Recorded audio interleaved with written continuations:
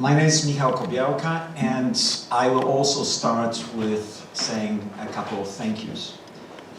On behalf of Maria Delgado, Bryce Lees, Cecilia Sosa, and myself, I would like to thank indeed Ludka and Wojtek and the Kolektyw for this extremely rich experience that we've had this afternoon.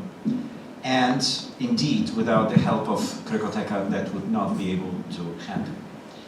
I'm going to moderate this panel, and indeed, because this panel is part of the bigger project which is hosted in the United Kingdom, this particular panel is going to be in English. And if there are problems, please, we can have a conversation about certain issues maybe later. So let me begin. Staging difficult pasts of narratives, objects, and public memories. We walked just this way: performance, exhibition, discussion. Difficult memories and histories are not things of the past, but of the present. And let me ask a question that is driving this particular project. What is it that it's difficult in staging difficult past?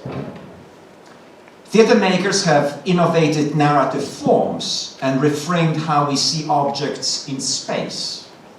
Museums have increasingly privileged the staging of historical narratives over the display of objects, while scholars across disciplines who are interested in memory studies have provided rigorous investigation of the dynamics between what I call ethics of conviction and the ethics of responsibility, which frame the structures of remembering and forgetting. The Kraków project addresses the cross-disciplinary connections in its design by drawing together academic and artistic imaginations and their singular modes of materializing thought. We would like to use this panel to discuss the memory lessons learned from other spaces, other contexts, and other historical moments. The tensions and contradictions within mnemotechnics, which is the technology of memory, of how we remember, how we bring certain memories to our attention, how we dispose of certain memories, as defined by the humanities and fine arts. The complexity of performance actions, the holes in public memories, which continue to alienate communities, both socially and institutionally, as I had experienced while walking with the cards from the Ethnographic Museum to Cricoteka, encountering strangers. By drawing together academic and artistic imaginations, we wish to bring forth those hitherto marginalized or awkward memories of difficult pasts, to explore, on the one hand, multi-directional aspects of memory. Thus, we will look at the various ways memory is defined, formed, transformed, framed, mediated socially, culturally, and disciplinarily, and to explore multi-layered objectness of the object positioned in space, whether it's performance space, urban space, or a gallery space. One object, 4 events, 2 museums, multi-directional memories. In October 2018, Muzeum Etnograficzne in Kraków opened an exhibition Widok za bliska, inne obrazy zakłady, too close to see other faces of the Holocaust, which presents forgotten works by some of Poland's best-known folk artists from the post-war Poland's Republic of Poland, discovered in Polish and German ethnographic museums and private collections. These objects tell the story of World War II. One of these objects is called Truposznica, Franciszek Wacek's object, corpse carrier from Treblinka, that was used to illustrate wartime stories to be told to local children. In collaboration with the Cricoteka and the curators of the exhibition, Lehrer and Roma Sendyka, the Staging Difficult Past research team invited Ludmiła Ryba to conduct a week-long workshop with the Kolektyw Kuratorski and about the materiality and function of objects in performance and exhibition spaces based on her experience with the theater of Tadeusz Kantor. And commissioned Wojtek Ziemilski to create a performative action of moving Truposznica from the Muzeum Etnograficzne to Cricoteka. Kolektyw Kuratorski, which worked with Ryba and Ziemilski, created their own intervention in response to the workshop and the performative action. The fourth and the final event of this particular collective omnidirectional memory is a public discussion entitled Staging Difficult Past Objects in the State of Unrest. Part one, as I said, focuses on the workshop conducted by Ryba with Kolektyw Kuratorski and the performative action created by Ziemilski in collaboration with Kolektyw Kuratorski, with reflections on the function of the object, its objectness, and the staging of difficult pasts across theatrical and museum frames. Part two of this panel discussion will attempt to address some of the following concerns. How are contemporary theatre makers and museum curators staging historical narratives of difficult past? How do their approaches of staging narrative overlap? How do they produce common, relational, or shared histories? How do these narratives activate spectators concerning historical agency? How might comparisons between theatre and museum practices offer new insights into the role of objects play in generating and representing difficult pasts? What are the implications of staged narrative replacing objects as the backbone of museum exhibitions and encounters? How different theatre and performance artists contribute to our understanding of what is constitutes difficult in the historiography of staging difficult past. In this case, thus, the problem is not whether the genocide or Holocaust can be put into images or performance. It is how it is and what kind of narrative is woven by a particular representational practice. What kind of empathy is prompted by the construction of a particular image? What kind of gaze and consideration are created by them? And what history is pushed into the background? The panelists will include Erika Lehrer, Roma Sendyka, and a scholar, Róża Burzyńska, and myself. Part one, memory and objects. Since at least 1945, and certainly since 1989, the question of how to deal with difficult past has clearly become a central issue as part of public agenda around the world. In recent years, many individuals and groups have demanded redress for perceived contemporary and historical wrongs against them. Governments and societal elites have been forced to acknowledge collective historical misdeeds.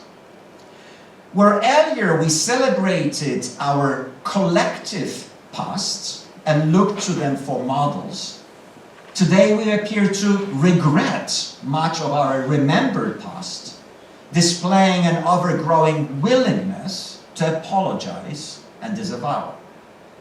Ours is a guilty age, pervaded by a sense that we have much to atone for. In light of the decline of the nation-state's singular authority, maybe outside of Poland, official national memory is rather old-fashioned.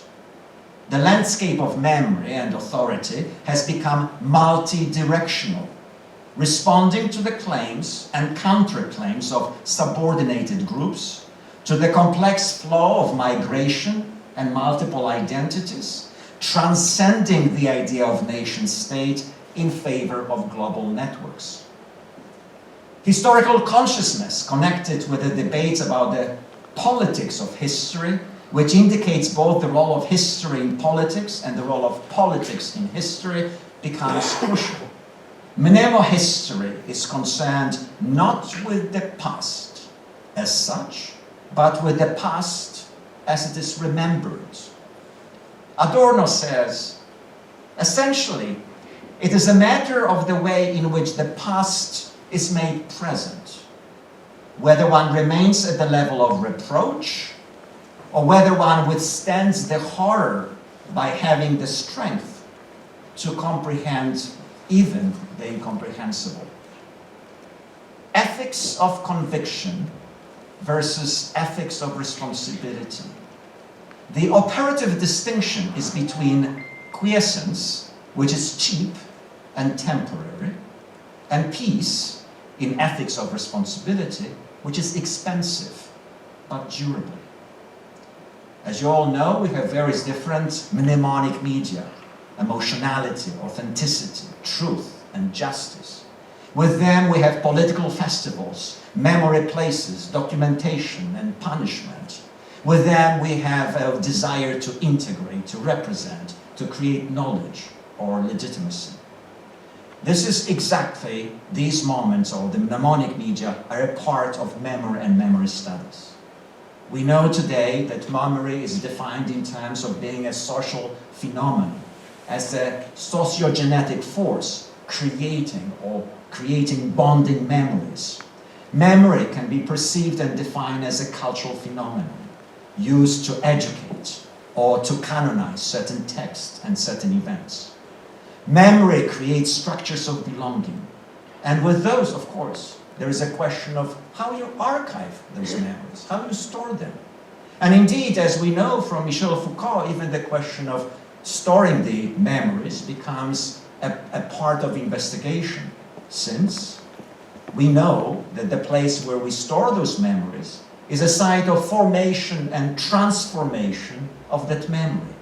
It expresses the limits of what can be said, of what can be imagined. Or as Jacques Derrida puts memory, or the storing of memory, is a juridical place where man and gods command with authority, and social order is exercised through the interpretation of the law. With those particular introductory remarks, what I would like to do, I would like to now start a panel discussion and discuss some of the aspects that I try to indicate as part of the project, which is staging difficult past, with the emphasis, very particular emphasis, on what is it difficult in difficult past. So maybe the first question I will have to Wojtek Ziemilski, the author of the performative action, if you could share with us certain ideas about the project and how those ideas might or may not align themselves with the ethics of responsibility or the ethics of conviction, or things that are connected with mnemotechniques, memories, and objects. Of course, you're opening like a huge box. Let's hope it's not a Pandora's box. I think there were many issues when I was working on this particular work, which kind of created lines in different directions. And one I could tell you about would be my relation to the object and to the memory that comes through this object, which changed quite a lot as I was working on this. Because the very first impression that I had when I was asked to do this work, which was, well, could you think of the way of publicly moving this object that exists, this truposznica, from one museum to another?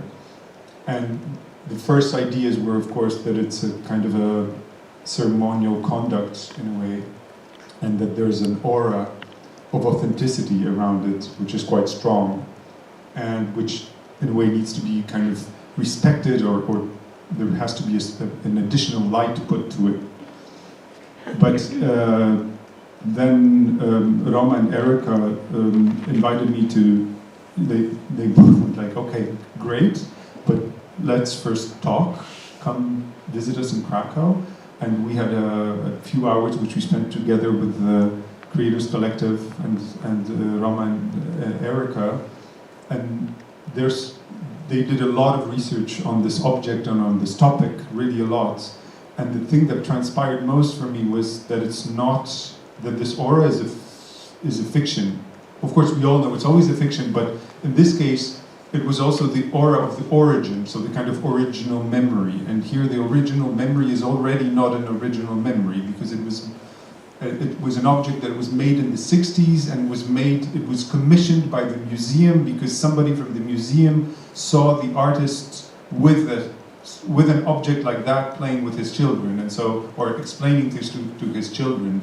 It's not quite clear from what I remember what the exact story was, but so the object that I considered like as a witness is not a real witness, it's a copy of an object that was a kind of a witness but for specific home use, and suddenly this memory becomes really vague and kind of fuzzy, and it's impossible to really define it, and it feels like, yes, there was somebody who witnessed these things. We don't know what the level of witnessing was, we don't know the exact stories, we know stories that people who were there say that he was saying, and which is something we know, yes, that the past, well, it's in the past, and when it comes to us through memory, it's difficult first because in this case it's a very difficult past, and secondly because, as you rightly noticed, the difficulty is also in the difficulty of the memory. It's the difficulty of what remains, and of course what remains is a whole new world that opens up. So then it was more a question of looking at what world opened up with this object than looking at this object. And it was a question of moving the accent from the object itself, which as such is in some way sanctified, it's in some way given this aura, whether you want to or not, and in part rightly so, because of course this is our little keyhole through which we can look somewhere, but on the other hand, to take away a little bit of this kind of attraction that would just keep us with this object, like a holy object, you know. And so then it was just a kind of a logical step. If we're not holding to this, then can we move further? Can we have another go at this? And then of course we can, because it's our memory. Yes, this post-memory, it's post-memory, it's second generation, third generation, whatever you want to call it, but it's a memory that we have and that we keep feeding also by participating in a panel like this one, all of us. So then, yes, we can do it. If we want to do it, why don't we go on with this reproduction? And it's, in a way, a kind of my somewhat ironic take on historical reconstructions. So what we did today was a historical reconstruction, although the question would be of what exactly? Well, of course, we have the freedom to not pinpoint exactly a specific moment, but to gather a series of moments, a series of events which were historic events. Trucks like that were going through this very bridge. And Jews were walking through this very bridge to go to the ghetto, pulling their means on these trolleys. Yeah, so we were reconstructing specific events in a way, but on the other hand, we were creating we were kind of giving a new life to this object, and a life which cannot be identical. It cannot be one anymore. We're in a different time. We're thinking in a different way. We're feeling in a different way. But the question was also how to deal with individual participation, and that is not only my participation, because what could have been done could be just me walking with a toy like that, and then I would say, okay, I claim the responsibility to my reaction to that. But the question is how to get all of us involved, and that's very tricky because it's almost instantaneous that we create a ceremony, a ritual. And it's not necessarily a ritual that everyone will be happy to take part in. So we were even, during that day, which we spent together, there were all sorts of ideas thrown, from shows to walking in a specific way, to a long talk that would have place at the beginning, to all sorts of, like, how do we deal with this? And then I had a kind of eureka moment that, yes, well, if it's a reproduction, let's keep reproducing and let's reproduce in a way which will make it sort of neutral for us today. So what would it be? Well, not to reproduce it exactly, but to reproduce it in the technology that feels the most kind of contemporary, so it's also going to be old in a few years, which is 3D prints. And I insisted on it being 3D prints, which made it cost a fortune. But I insisted on it because it's also a symbol. It's a thing that everyone knows. Yes, 3D print is the thing that we do today. Most of us haven't done it, but we know that this is the thing that is being done, that is everywhere, that is kind of our language, our contemporary language. And it's not, using wood and nails, which would be the case for Wacek. And on the other hand, our language is a language of multiplicity, the multiple. And it's a language of a responsibility which is not a responsibility that I can put on you as an artist. It's not, I'm in no position to judge anyone here or to make people feel guilty for something. So a lot of the thought, the thinking behind what we were doing today was how to avoid this kind of entering into pathos and into being judgmental, which is like a minefield. It's like walking through a minefield to come up with a form which will allow it. Because whatever you will say beforehand is going to have an influence. If you say one word too many, it's going to make everything feel like we're making a ritual, yes, but which is a ritual of kind of penitence, yeah? Is that the correct word? So where you're actually kind of making yourself to suffer or do something for your sins from the past. So it would be like putting a responsibility on us for something where who is the us? Why are we responsible? What is this common subject? And I wanted to build a situation where there is a possibility of going that way. There is a possibility of thinking of us as this community which kind of works through something that hasn't been worked through, but it's not necessary. It can be an individual experience, it can be a very superficial experience, and that is fine. And I'm not going to push you in some direction because you are actors in it, so your agency for me is really important. I'm not the playwright and director of your whole emotional path or moral path, even worse. So indeed, Wojtek, I believe that you opened the Pandora's box, and I think that's good. I think this is why we have this panel, otherwise I'm not sure that we would be addressing the issue of staging difficult past. What comes to my mind, a couple of thoughts, and in a sense that you indicated, because you multiply that object so many times, in a way, us carrying the object through the streets of Kraków exploded the continuum of history, which is, just unidirectional. That in a way, this particular object contained a world. Each one of us indicated that the world is contained in that particular object, and those worlds are maybe different worlds, but that reminds me of the statement that there is no document of culture which is not at the same time a document of barbarism, meaning barbarism in a completely different sense that we want to say something negative. On the contrary, meaning that indeed we impose use value on certain objects. However, carrying those objects today from Muzeum Etnograficzne here, with the history contained in that object, even though it was a plastic, indeed we expose something by bringing this into a standstill. Maybe just for a second, I would like to read what Wojtek wrote about this particular project that was translated into English, and I wonder if you could take that as that moment of a standstill, of indicating precisely the various different possibilities contained in that object. I don't have access, not to the experience of other people, not to the events, not to the source. I had heard about the original sculpture Trupośnica. This is how it was named by its author, Franciszek Wacek. Trup means corpse. This truck, as the description reads, transported the dead bodies of the Jews for burning. Yes, across this bridge too. I'm looking at it. The tangibility of the wood, its sensuality, it is not the driver's features that impress me, but the features of the wood. I don't fortunately have access to the suffering of other people.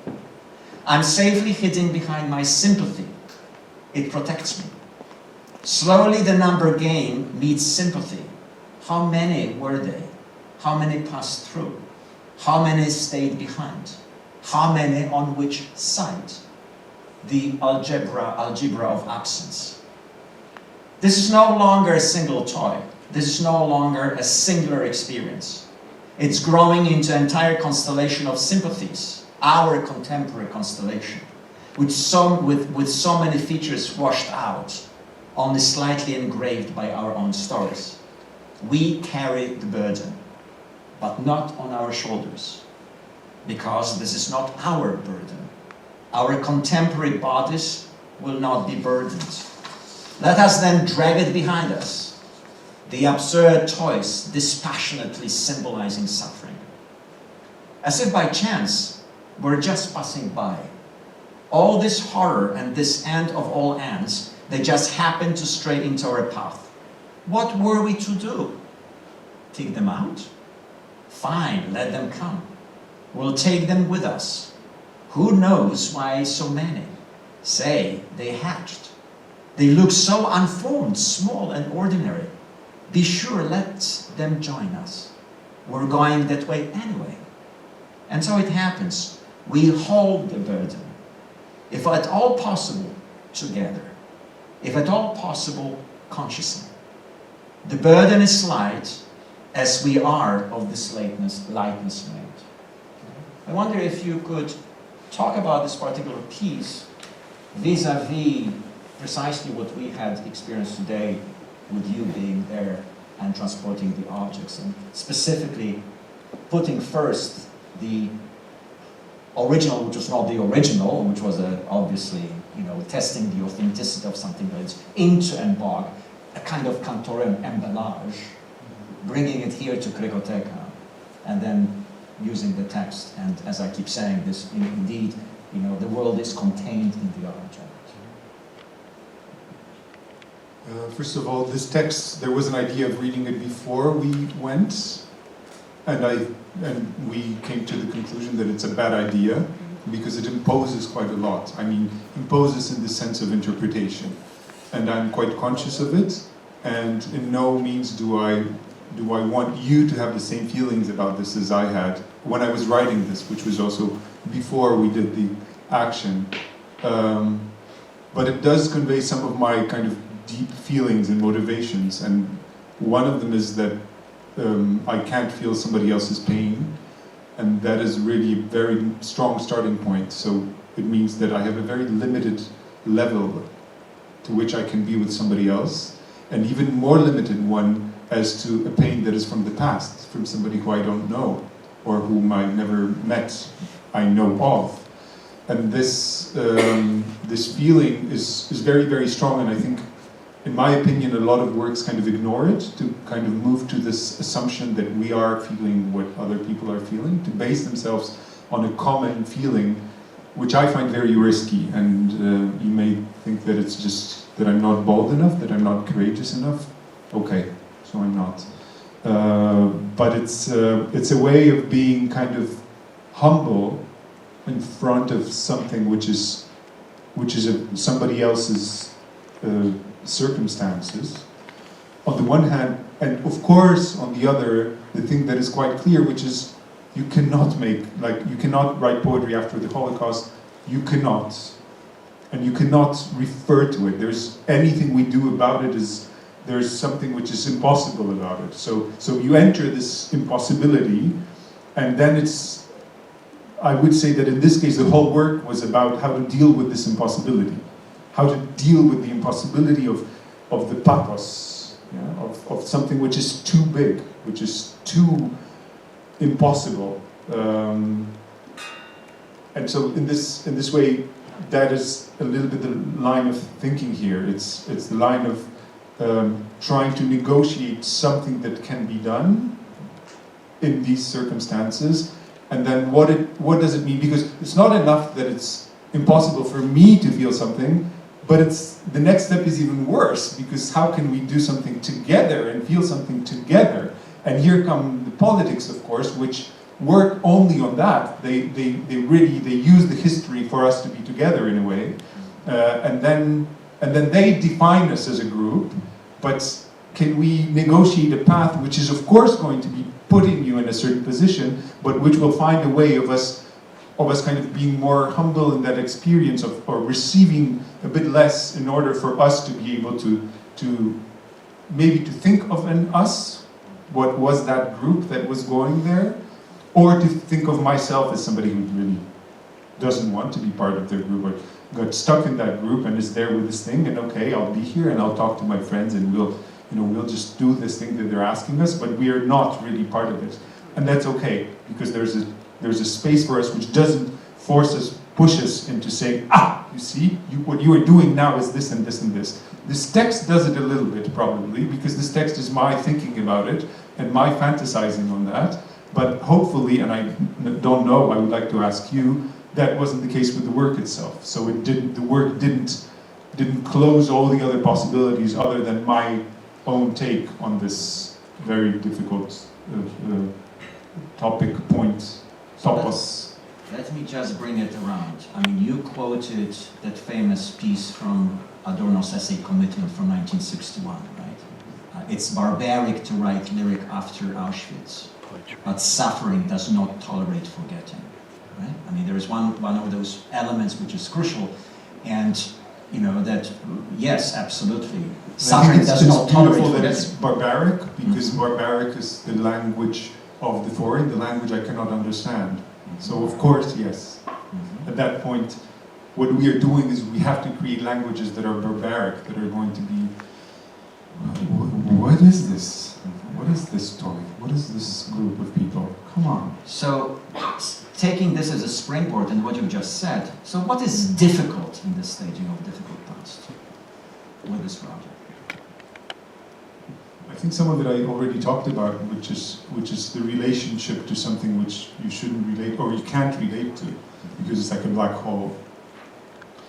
And I mean, there are some obvious pieces that relate to that very directly through trying to imagine what the black hole would be. I'm thinking of Bauka's piece at Tate Modern at the Turbine Hall, which was this space you would enter, which was completely dark, and you would enter, it was like a container, and you would enter, and as you went further it became so black that you couldn't see anything. Literally nothing, not even, if you held your hand like this you couldn't see it. And you didn't know where you were, you didn't know how deep it was, you didn't, like, people would turn their phones on and the light would disappear. It was because it was painted with a paint that's actually it doesn't reflect almost any light. It's very, very expensive, very technologically advanced type of material which doesn't reflect almost any light.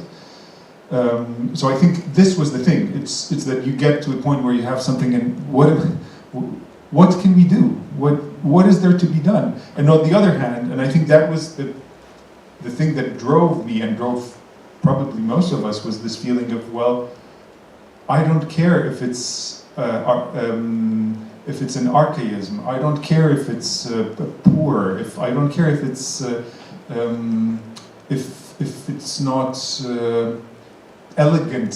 Yes, if it's not the right thing that should be done, because I need to do something, and because what I'm doing here is redoing this memory so any of it remains. So not so that we remember every single case, not that we're all specialists in World War II or Polish-Jewish relations or any of that. I don't think that's the issue. The issue is something terrible happened, and I don't want to pretend it didn't, and I don't want to live my life as if it wasn't just behind my back. And if it was just behind my back, that means I'm really close. It's really tangible. And if it's not, that means something strange happened to my mind, my brain, my way of building memory. And if there's a way I can kind of undo it and shake myself a little bit and go like, okay, don't forget. Don't, just, not, I don't mean this pathos of these, you know, this whole kind of idea of the marches for the living, yes, that we have to remember so it wouldn't repeat itself. I don't believe in that. I think there's, in this case, there's more of a problem of sharing a trauma and of kind of overcoming the trauma by sharing it with others. But I think living here in Poland, it's a different starting point. And the starting point is not so that it wouldn't repeat myself, not for me, it's so that I remember anything and there's any sort of feeling in me, which is extremely difficult to do because it's not part of my life today. And now for a little moment it was, in this weird way, very noisy and very kind of formal and defined through a language of art, but not defined too much. There were things that I thought had to be said or explained, which were said and explained, which wouldn't be probably if it was a context of strictly visual arts, because it would be left up to anyone. And here it's if we are to remember something together, if we are to feel anything in our body or look for it, there I say I cannot feel, but we all know that we're looking for it somewhere to go like, is this, was that? And we don't finish the sentence, but it stays with us a bit. So I think that was the type of process I was going with. Great. So maybe on the level of the process and remaining in the state of unrest, this vibration that you're talking about, and I think that that vibration was also so clearly indicated to us by the aspect that I didn't think about, and that is the sound that was produced by the object that was being moved on the streets of Kraków. And this was precisely that sound that was continuously reminding us about that particular object. Maybe I would like to move to the Kolektyw Kuratorski and your response to the work with Wojtek and your comments.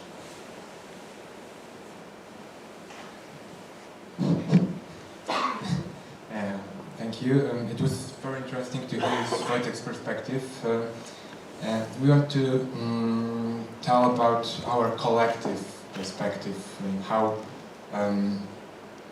we try to, about our attempts to understand this difficult object. The long-lasting process started with the Traces project, an exposition Terribly Close Polish Vernacular Artist Face the Holocaust in the Ethnography Museum.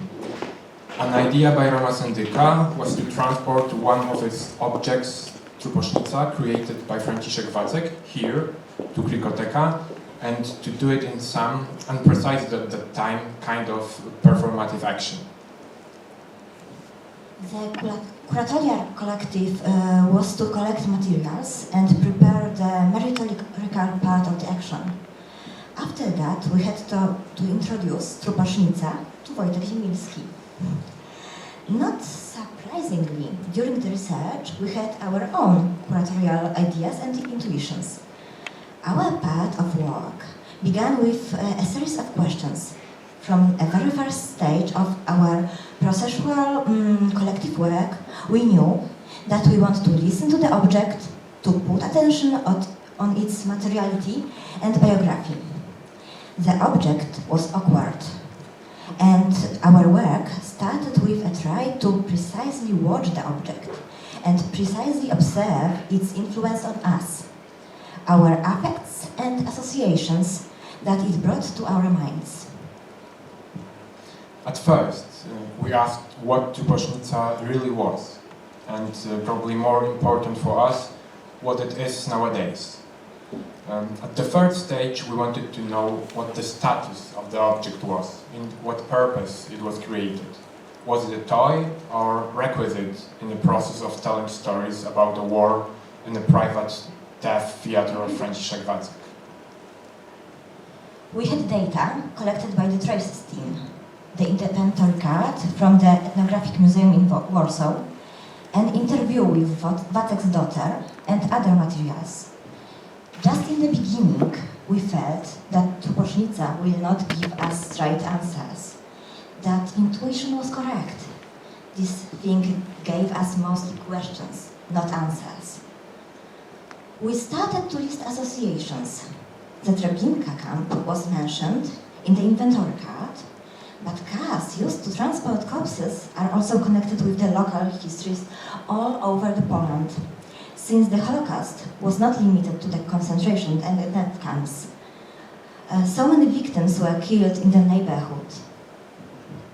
Another persistent association was cars used in the Chełmno death camp to gas people.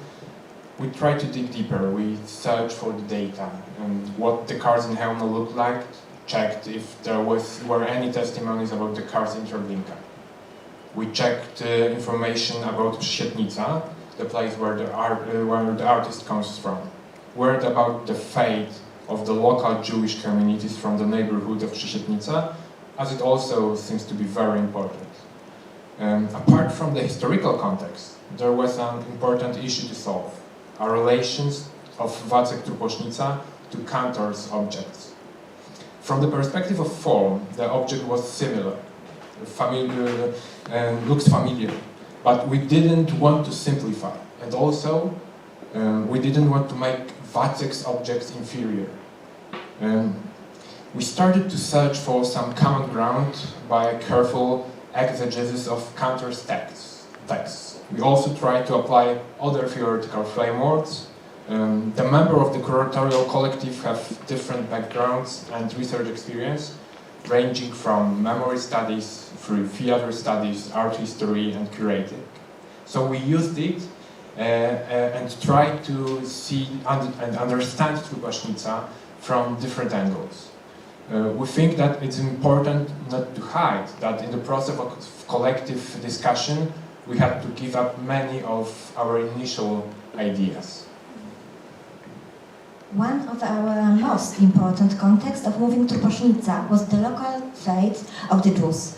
We were moving Truposznica from the Kraków Museum to another, from Kazimierz to Podgórze. It is the direction in which Kraków Jews moved from their houses to the ghetto. Moreover, we had in mind that here was a camp in Kraków, and one of the stories connected with the place is the image of 7 carts that were used to transport the ashes of the victims whose corpses were burned in the Płaszów camp. When we started thinking about performative action of moving to Truposznica, the first idea was a funeral procession. We organized a walk along the route of the planned march. We looked for any possible context. We checked a history of every building and bridge connected with the Jews and genocide on the road of performance. After the walk, we discussed possible ways of transporting Truposznica, and our greatest limitation was the museum requirements. Quite obvious transport by car in a way which would make Truposznica visible was problematic, as museum objects have to be transported in a crate.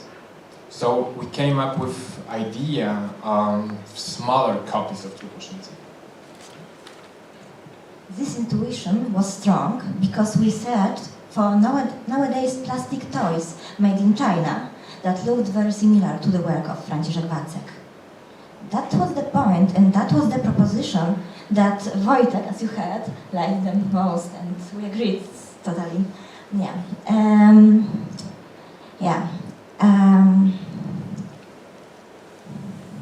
The idea of plastic toys involved in a difficult process of negotiations to 3D printed copies. The Holocaust has its well-negotiated aesthetics that people find obvious permanent. We did not want to follow it and had an idea to make colorful objects. In basic colors that could be cyan, magenta, yellow and black. The colors that can be basic for all other colors. We wanted to make small Truposznicas in CMYK. It became a topic of many discussions, and Wojtek had the deciding vote. Maybe I'll just make a short entry here, because it's true that the question of color was like one of the questions that was the most difficult. Because of course any color you put is wrong.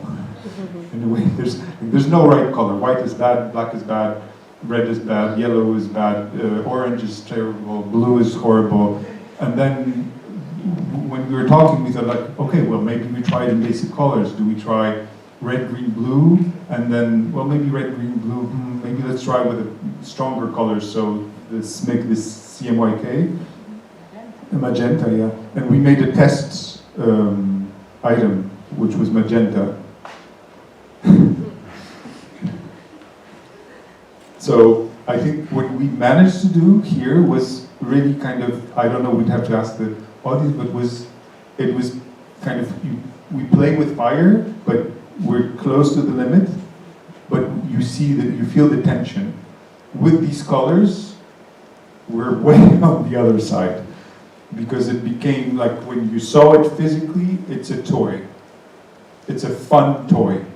No matter how many times we would repeat that it's the basic colors, when you have a small plastic car that is all magenta, so pink, you know, it was like a deep, very strong pink. Yeah, so it's really difficult for you to feel anything but that it's fun. And that's where I said, stop, I'm sorry, but I will make this decision, and it's going to be white, because I understood that we're going in a direction, and I've made some decisions like that in my life, where you think that you're playing with fire, but then you stage it, and the staging just transforms everything in such a way where the reference, any sort of connection to what you want to work with is invisible, because it's all about, like, I made a performance where there was quite advanced technology used, and I really tried to work it so that you're not interested in the technology, and half of the spectators just wanted to know about the technology, how it works. And so it was kind of taking us away, and here it was really strongly creating another issue, which is the issue of toys and fun and playfulness, which, as all you know here, has been worked on quite extensively by artists and Polish artists, and I don't just mean Libera's Lego, but this is the most known reference, of course. And it's also not an issue which I think here is the most important. Yes, in a way you could say that that was a toy, but it was clearly an educational toy that was used with a very specific purpose, and the context that we have here is a very specific context. So if we lose that in favor of the discussion about the role of a toy and the playfulness, especially in a public performance on the street, I felt like it would be a pity. Like it would be just something where we're stuck with one specific aspect which we're still going to have, and all the others are going to be impossible to get to because they're completely overwhelmed by that. And that was my feeling when I saw this amazing, fantastic magenta truck, because it's really impressive, but that was just... It would completely aestheticize the object, and I think your reference to Libera's piece is a very appropriate reference, specifically in terms of Lego. I mean, that object that we are talking, Truposznica, already had a history behind it, which is completely different. Okay, so... We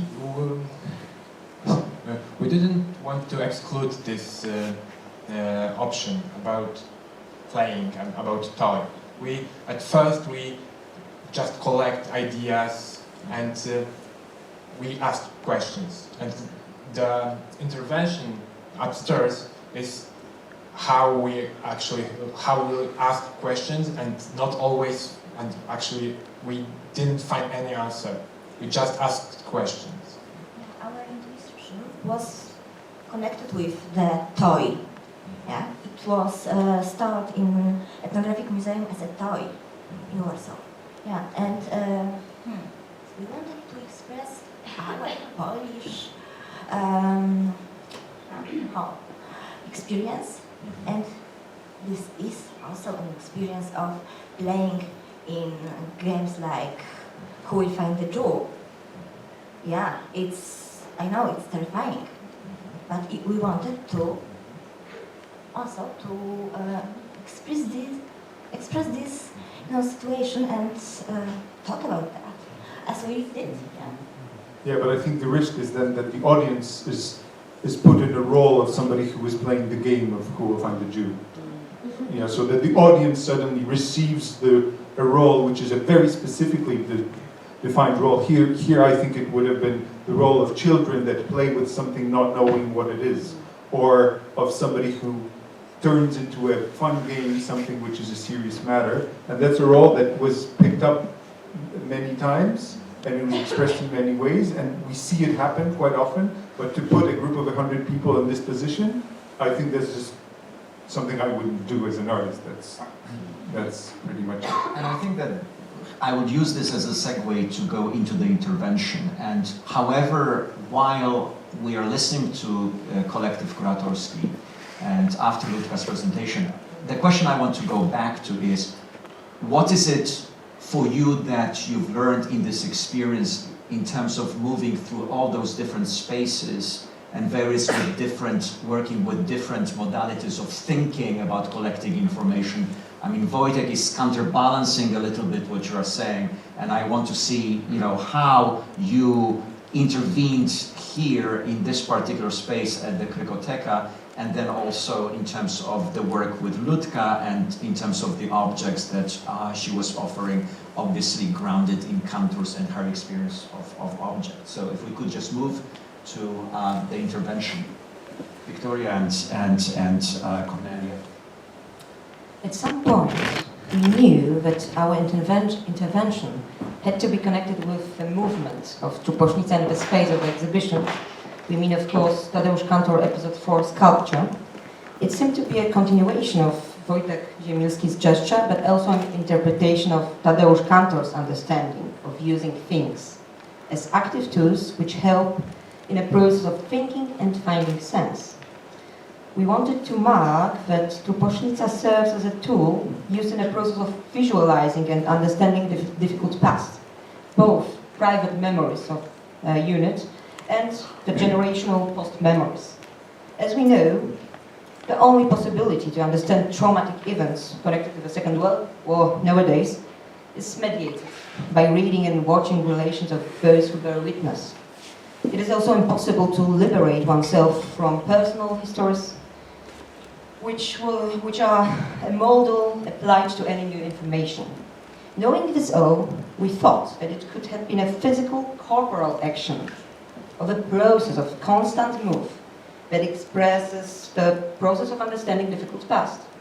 Firstly, we were thinking about a permanent displacing of the car, partly accidental and full of physical effort, which is in some extent a metaphor of struggling with the conceptualization of a difficult past and the difficult work of art.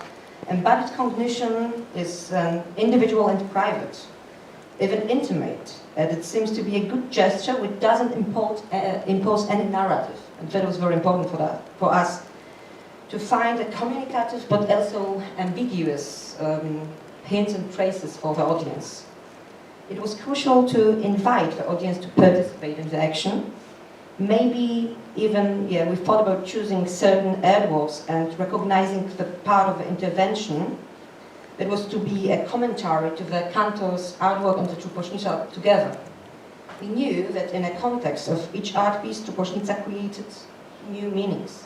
For instance, Annihilation Machine, of course, the machine that takes part in the destruction and simply annihilation, seems to be very similar to car used hypothetically or in reality, of course, to slaughter people or to transport corpses. But after all, this game of preparing exact narration of Truposznica's movement in the exhibition space wasn't a strong and affective gesture. It was too literal, too narrative, too linear. When we realized that we were at an impasse, we felt overwhelmed with many possibilities as well as theories. We read Kantor's writing. We knew, of course, this idea of a bio-object, invalid objects, his notion of reality of the lowest rank. We thought about new materialism and the way things influence people. There was such a strong feeling of resistance and frustration. But a breakthrough happened in one moment. We used a simple creative method of a brainstorm to select metaphors and metonyms of the memory and past. We came to an idea of an attic full of old materials, trash, with trivial damaged things. The swarm, that was of course the word used by Cantor, big numbers of things as a simple gesture to show the tremendous number of narration and pieces of information. They block the space and the path to Truposznica, the exhibition, and confuse spectators. On the one hand, things are vehicles of memory, external media of remembering, but they both take, but they also, well, somehow make it difficult to understand the past. We kept in mind that Frank Anker's made in Remembering Holocaust, Mourning and Melancholia claimed that a metaphor is characteristical for testimony and the language of witness, because it appropriates narratives. So we also thought about metonymy, that it seems maybe more proper in this using the memory discourse, the gesture of a closeness of one's body to Truposznica and using it as a bio-object in some system, seemed to be a good mood. But of course, we also already used the metaphorical meanings, for instance, saying about this attic metaphor. So maybe it is also important to use many metaphors and many metonyms, not to close oneself in only one narration. A part of things came from the Museum Storehouse. It was also important. They are not the artworks, but rather leftovers. They are less important. They are technical elements like cases, letters, garbage produced by the workers of the institution.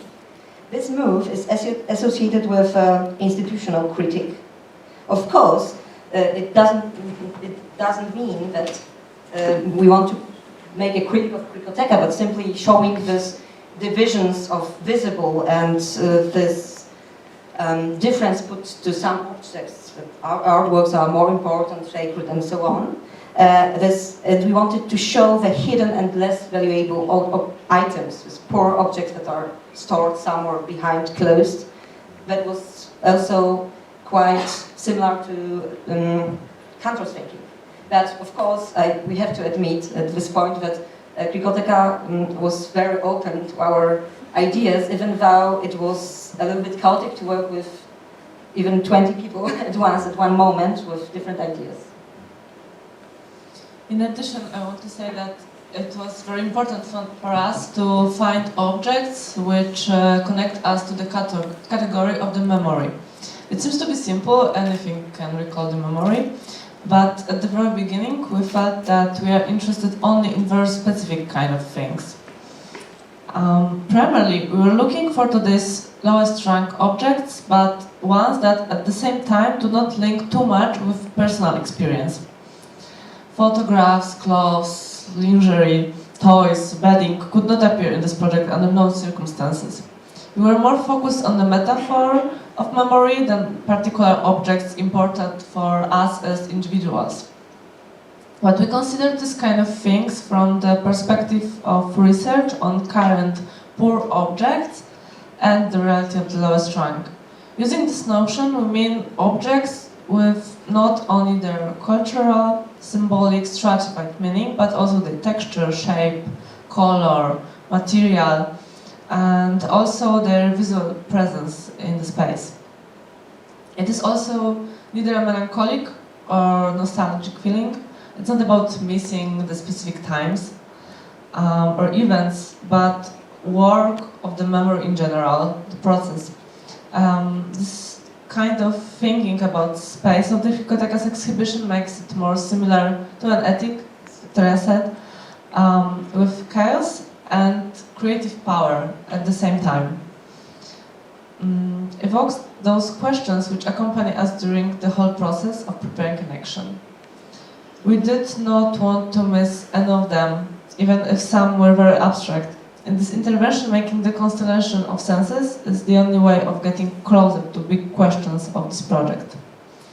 And I also want to tell something about our title, 462 km, 462 km, Przysietnica, Wielopole, Treblinka. Przysietnica is the place where lived the author of Truposznica, Franciszek Wacek, and in the same region is also Wielopole, where, as you know, Tadeusz Kantor was born. And as you could notice during the intervention, we think that ideas which have been taught through works of each of them and are interrelated.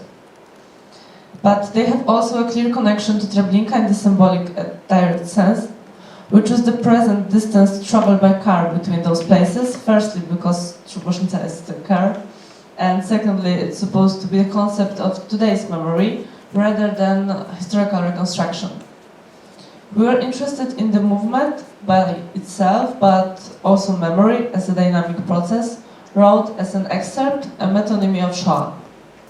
The title as our logo show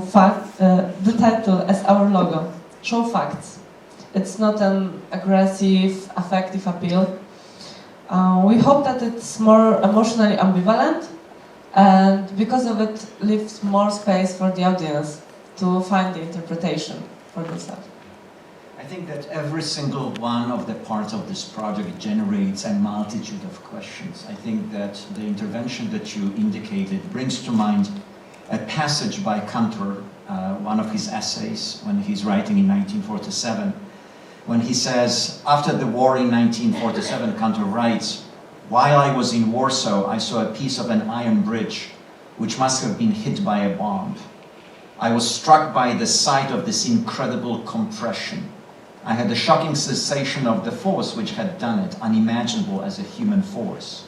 This intense sensation was almost artistic because it was bereft of human unpredictable emotions which would have been caused by the explosion itself. It was similar to the sensation of watching the natural forms of the victims in Pompeii.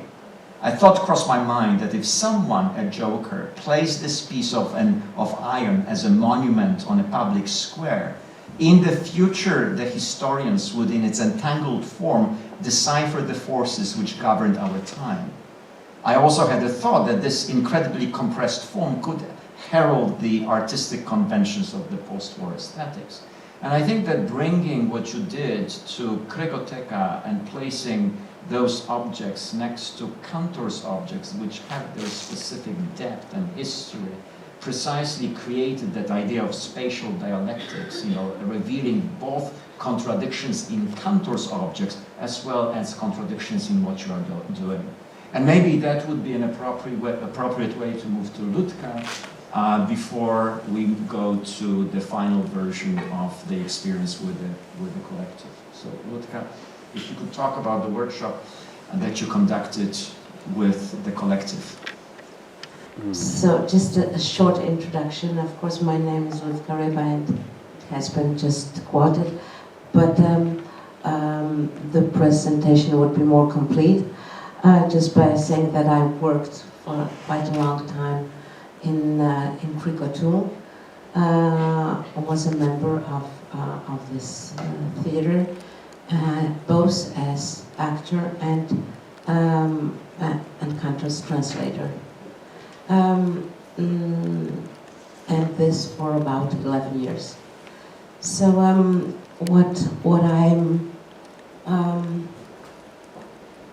what I'm trying to do, instead for mourning for a definite and ultimate loss of Tadeusz Kantor, that I loved very much, is trying to, let's say, transmit, but in a very modest way, I'm using this word, to transmit some of Kantor's theatrical practices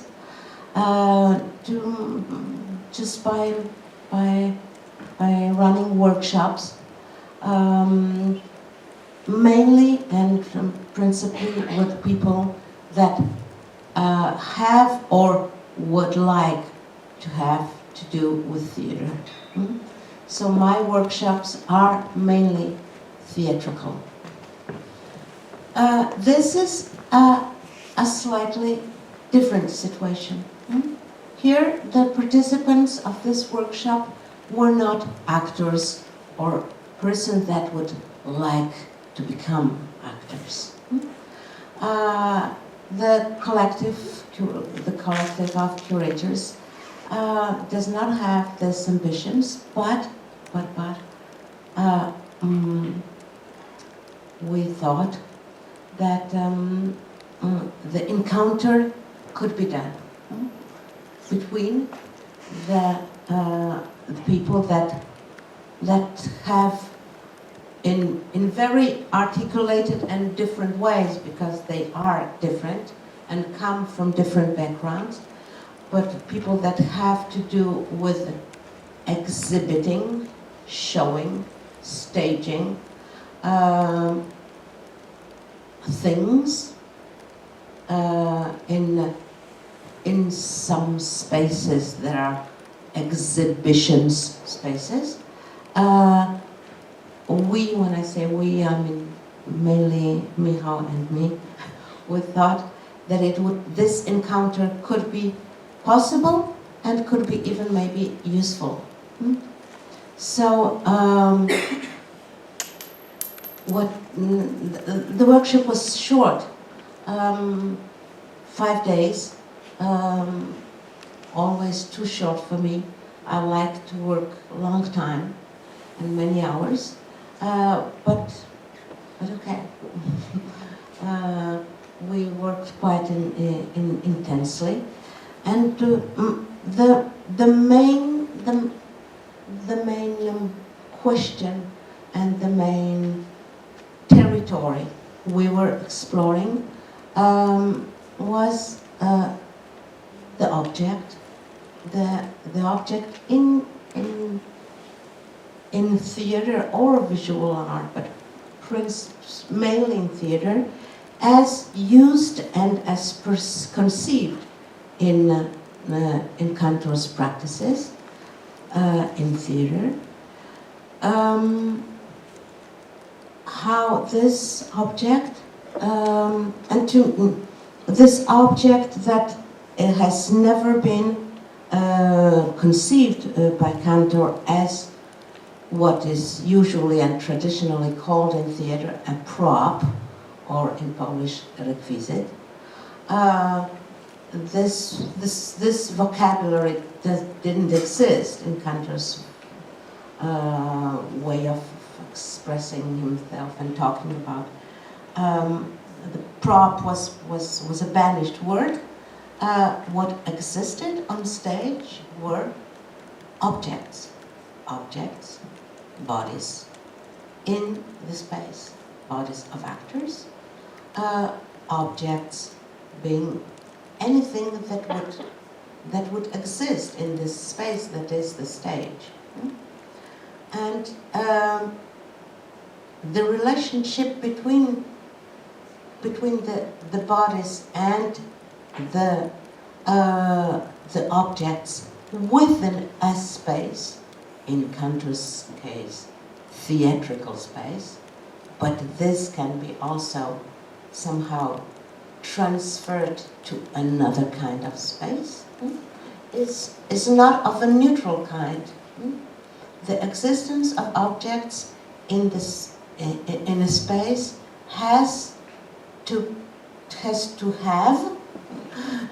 ought to have tensions. This is a kind of Cantorian ABC and Cantorian credo, which comes, of course, in Cantor's case, from his being an visual artist, from his being a painter. So Cantor transposes those that could be the basic laws of painting. He transposes to the theatrical space, and he says, well, the stage space, the objects in the space, do not exist. They are invisible. They are dead if there are no tensions between them. If there are no, of course, invisible lines of tension. No tension, no energy, no dynamics. If the tension exists, everything exists. The space vibrates, and the objects in the space vibrate also. So we worked very much about this. We spent quite a lot of time working on this, in this domain. Doing some very simple exercises, I'm repeating, not talking about, doing, practicing. Doing some composition in this, what is here, in this space, which was very clearly delimited, and we were composing some let's say micro, more or less micro. Some of them were a little bit bigger, some were more micro universes with object in a given space. It might, and of course for this game, for this little explorations, there were some iron rules. The objects were not supposed to be composed in a narrative, naturalistic way. The objects were not supposed to be treated as the bearer of a personal history. Personal history equal narrative. The objects were. Skander says, the object is. Stop. Is in its nature, in its materiality, in its characteristics, in its qualities. Some objects are soft, some others are hard. This is what I call, or what Kantor would call, the object's qualities. Its characteristics. So I ask them to look on objects and to consider them in that way, not as something that is a useful everyday life object, which has maybe also a narrative. For example, Ludka's pen. No, not Ludka's pen. An object that also can have this utility. It can be a tool to write, but it is mainly something that is long, hard, small, black, invisible, very little visibility. Okay? Just a short summary of the qualities of the pen. Okay? So, and all, let's say, all narrative, psychological, naturalistic discourse and historical discourse was not to be taken in consideration. So the objects that was here, that were brought here, that I brought here, with the help, very precious help, of Isa and Basia from Cricoteka.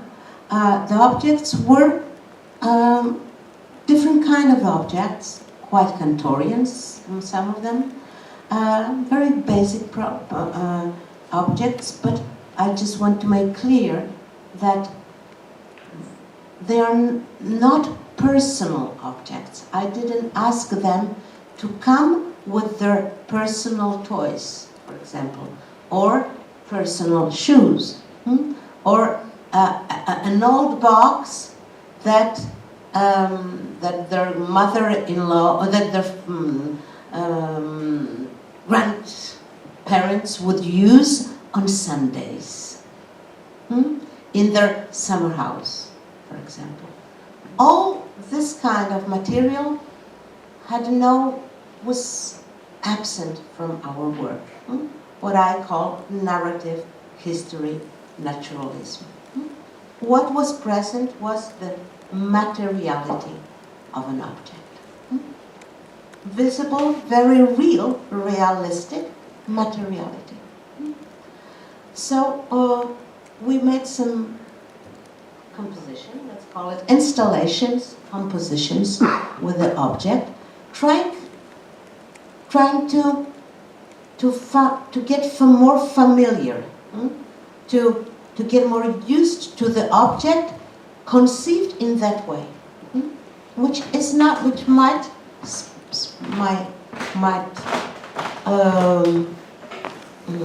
seem easy, but it's not actually. We are very, very, very bound to the narrative of objects, to their everyday life usefulness. And it's very hard to get out from that cage. So that's what we were trying a little bit. Trying to get out of this, like 3 days. Then the 2 last days of our workshop, we worked on something that was also an object, but a literary object, which was a text written during the World War II by a woman whose name was Auerbach. And the title of this, it's a short essay, is The Lament of Dead Things, or Inanimated Things, if you prefer. And it is a short text that was written in the ghetto, in the Warsaw Ghetto, after the Great Action. By Great Action, I mean the huge deportations to Treblinka. So a ghetto that is already half empty, half desert of its population, in 43, let's say, and what stays. So this essay doesn't speak about people. It doesn't speak about the misery and tragedy of Polish Jewry. It speaks about the trash and things, rotten things of Polish Jews deported. So it is a very, very specific thing. And I stepped into this text some years ago. It struck me very, very much, and since I read it, I always had it in my mind and wanted very much, being a person that comes from Cantor, for whom the garbage is kind of a word full of meaning, the things, the garbage, the piles of garbage that she describes resonated, since I read this text for the first time, resonated enormously for me with the Cantor experience. So we read this text together and tried somehow to use the tools that they got to, not to represent it, but kind of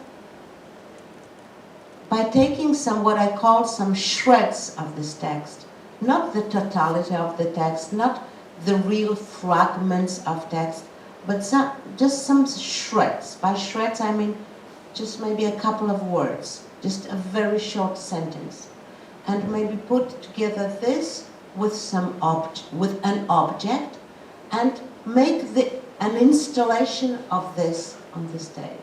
So we tried somehow to how should I say, to make those words. I'm avoiding the expression to represent this text or to tell this text, which for me would be a very, very, very high Himalayan task.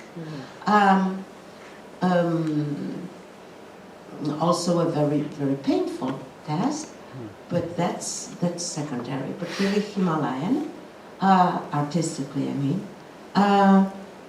But let's say, how should we say, try to make it appear, to make this text somehow appear here on the stage through the objects. Great. Thank you, Ludka. So, I wonder if now Sonia and Adam could talk a little bit about that experience of the workshop before we bring it to close. The last part of the project became a workshop led by Ryba. Even if the workshop did not significantly affect the shape of the entire project and undoubtedly did not constitute a closure, it was however, a kind of an interesting addition. Thinking about an object proposed by Ludmiła, which was an interpretation of the concept of Tadeusz Kantor, separated it from a purely decorative function and from a connotation with a theatre requisite. The essence of the workshop was working with an object that has autonomy, independence from human expectations, separation from human intentions. Ludmiła encouraged participants in various ways to extract the characteristics and capabilities of the item.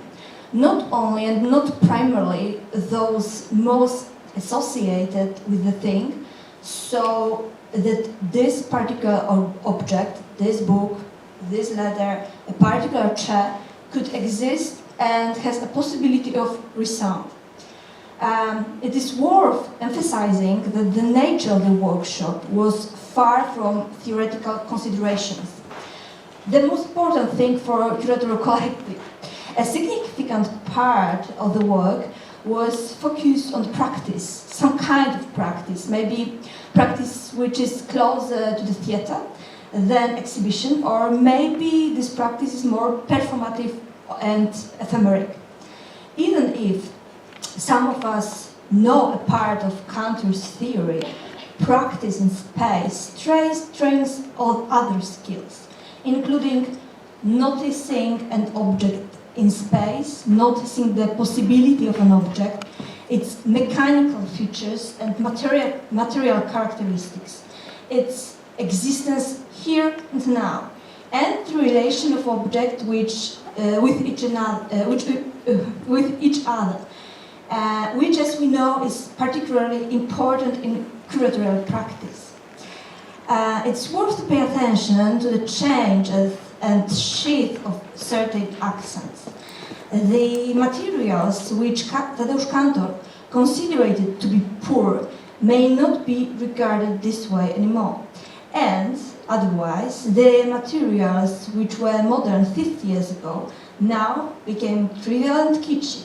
For example, plastic was considered an exclusive material, but now the plastic object definitely became poor. Tadeusz Kantor tried to find an artistic language which might have been current. Our goal was also to update this visual language. In a contrast to the practice of curators, where sets of works are often used, sets of works which were preparing earlier. During the workshop, we were adding individual elements to each other, one by one. Often, the purpose of the curator is not to achieve tensions, which were our goal during the workshops, because the relation between objects may be various, not only based on tensions. The last part of the workshop was focused on Lament of the Dead Things, the text written by Rahela Auerbach. A walk through the abandoned city shows and enhances its emptiness and focuses on the object left behind. Destroyed, broken, dirty, and smelly, lying on the top of a big pile of items. Their destruction is the same as death, the death of an object, death of a human, in this case, the owner of an object. Things are understood as sometimes animals, sometimes children. Abandoned and stray, the way in which Auerbach constructed her text in a strongly affective way. It brings to mind mourning because of rhythm and numerous repetitions. First, a multitude of different terms appear. The name of the object is put at the end of the sentence. The reader is prepared for the object, waiting to find out what kind of object is being described. The name put at the end of the sentence sounds much stronger. Thank you. this last day of workshop, during which, after reading the text, we have performed a bit with the objects, was the most intense for all of us, I think.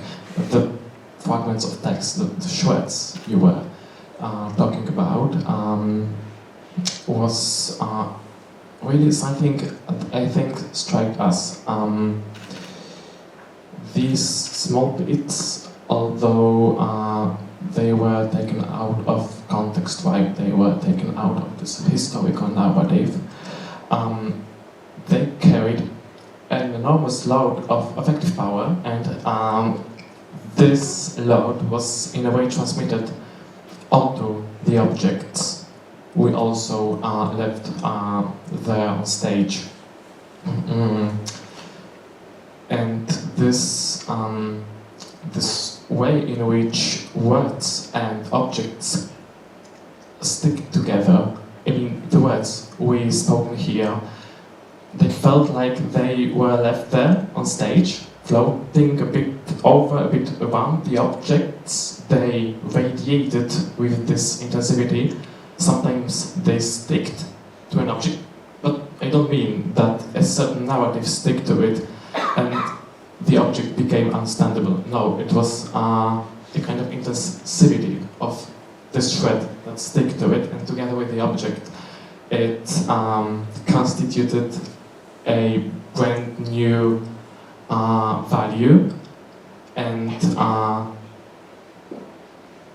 yeah, it was just interesting to see how words and things can exist together, how words can operate in the matter of performance and in the matter of exhibition also.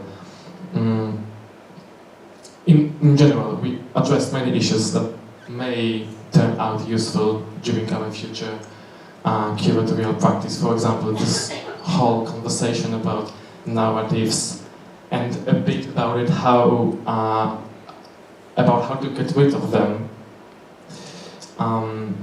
This difference between operating on narratives and operating purely on forms.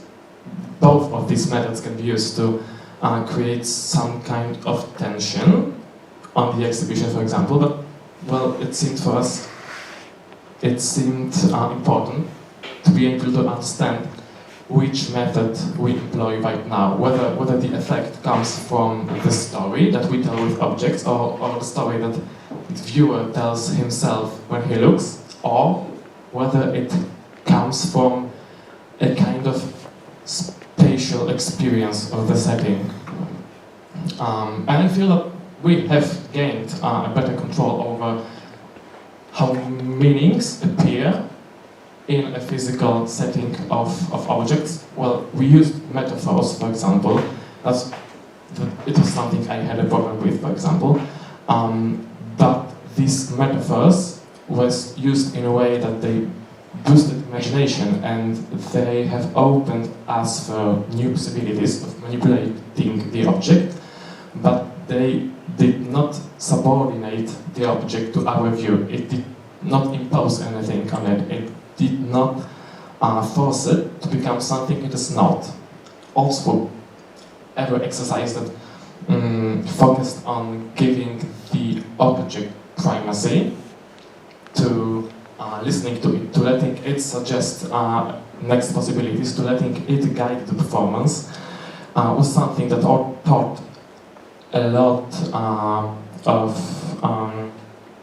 sensitivity to its properties, and also the ability to use them creatively when exhibiting objects. It was this kind of sensitivity that we tried to reach when we worked with Burzyńska track. But, however, our intervention upstairs is quite the opposite than what we've done there, because, like we said, we've chosen a dozen of theoretical standpoints, theoretical ideas, which commented the intervention and which we hope to illustrate with some of its parts. We've also chosen some objects, Sometimes we used it as metaphors or metonymies. But for the big part of the work, we've concentrated on content and on meaning. For example, we tried to understand and anticipate the ways in which our things, our texts, are going to interact with Cantor's works. So here we had an opportunity to use a completely different mode of work concentrated purely on form properties, and it worked because on this last day the experience was really strong and really personal for all of us, and I think that well, in context of the topic of this whole discussion, staging difficult past, it's quite peculiar that the objects we used weren't difficult and weren't, to some degree, connected with the past at all before we have staged them. And I think that the reason why they became difficult when staged is exactly this, that when we concentrate on the object itself and not overwhelm it with words, with stories, it starts to appear more intensely, and it appears more and more intensely up to the point where when it is almost impossible to ignore it. And that's where we've been heading to, and that was completed in my opinion. Thank you. And I think that this brings us back to Wojtek's performative actions, specifically the intensity contained in the object that we were discussing. Before I open the floor for discussion, and we'll have a couple of questions before we have a break and have second part of this panel. Once again, we started with one object, 4 events, 2 museums, and multi-directional memories. I think it has become clear to you, listening to the presentations here, that actually it was all about Kolektyw Kuratorski. And I think that Wojtek's presentation and Ludka's presentation were excellent educational pieces to a great extent, or performative pieces. However, listening to the Kolektyw Kuratorski and how they engaged with this material is precisely what was the part of the project that we tried to, to frame around. And specifically, these are the people who will be engaged in the process of staging difficult past. These are the people who will be responsible for the curatorial work in the galleries and in the various different museum spaces. I think that for us, Maria, Bryce, Cecilia and myself, one of the important elements is how exactly we can keep moving between various different spaces, between the museum space and performance space, and how is it possible precisely to deal with that object, not in terms of a narrative as you pointed out, but precisely, how the very presence of the object, right, contests the idea of narrative that you want to express. As Wojtek pointed out in his statement, that allowed multiplying those objects and having those objects being pulled, multiplied this various different understanding of Truposznica. I would like to now find out if the audience would like to ask a question or two before we take a break and move towards the second part of the panel. Just one comment maybe. I believe that thinking takes time. As a consequence, in my academic life, I never ever control the duration of the time. I think I hope that what you experience in the first part of the panel was just an extraordinary conflation of different thoughts. I'm extremely thrilled that I met Kolektyw Kuratorski. I'm extremely impressed by the work of this group of young people. And one of the reasons why we were adamant that they should have the experience both with Wojtek and with Ludmiła is to give them a chance to experience a completely different work with objects. On the one hand, you have cantor. On the other hand, you have a contemporary performance artist, just to see exactly how we can talk about those tensions between staging difficult pasts and how both of them, Ludmiła and Wojtek, deal with this issue in a completely different way. Part two of this panel brings us back to the questions that I posed in the first part of the panel. And I will be extremely brief, so our three panelists, Erika, Roma and Anna, will have the opportunity to talk about the staging difficult past and their experience with staging difficult past. Once again, to go back to the projects, the questions that we're very much interested in exploring are: how are contemporary theater makers and museum curators staging historical narratives of difficult pasts? How do their approaches to staging narrative overlap or not? How do they produce common relational or shared histories? How do these narratives activate spectators concerning historical agency? How might comparisons between theater and museum pieces, practices, offer new insights into the role objects play in generating and representing difficult past? How different theater and performance artists contribute to our understanding of what is or constitute difficult in the historiography of staging difficult past. I would like to bring two theoretical statements that possibly will have some bearing on what we'll be discussing. On the one hand, I would like to remind you about how Jean Rancière defines the idea of dissensus.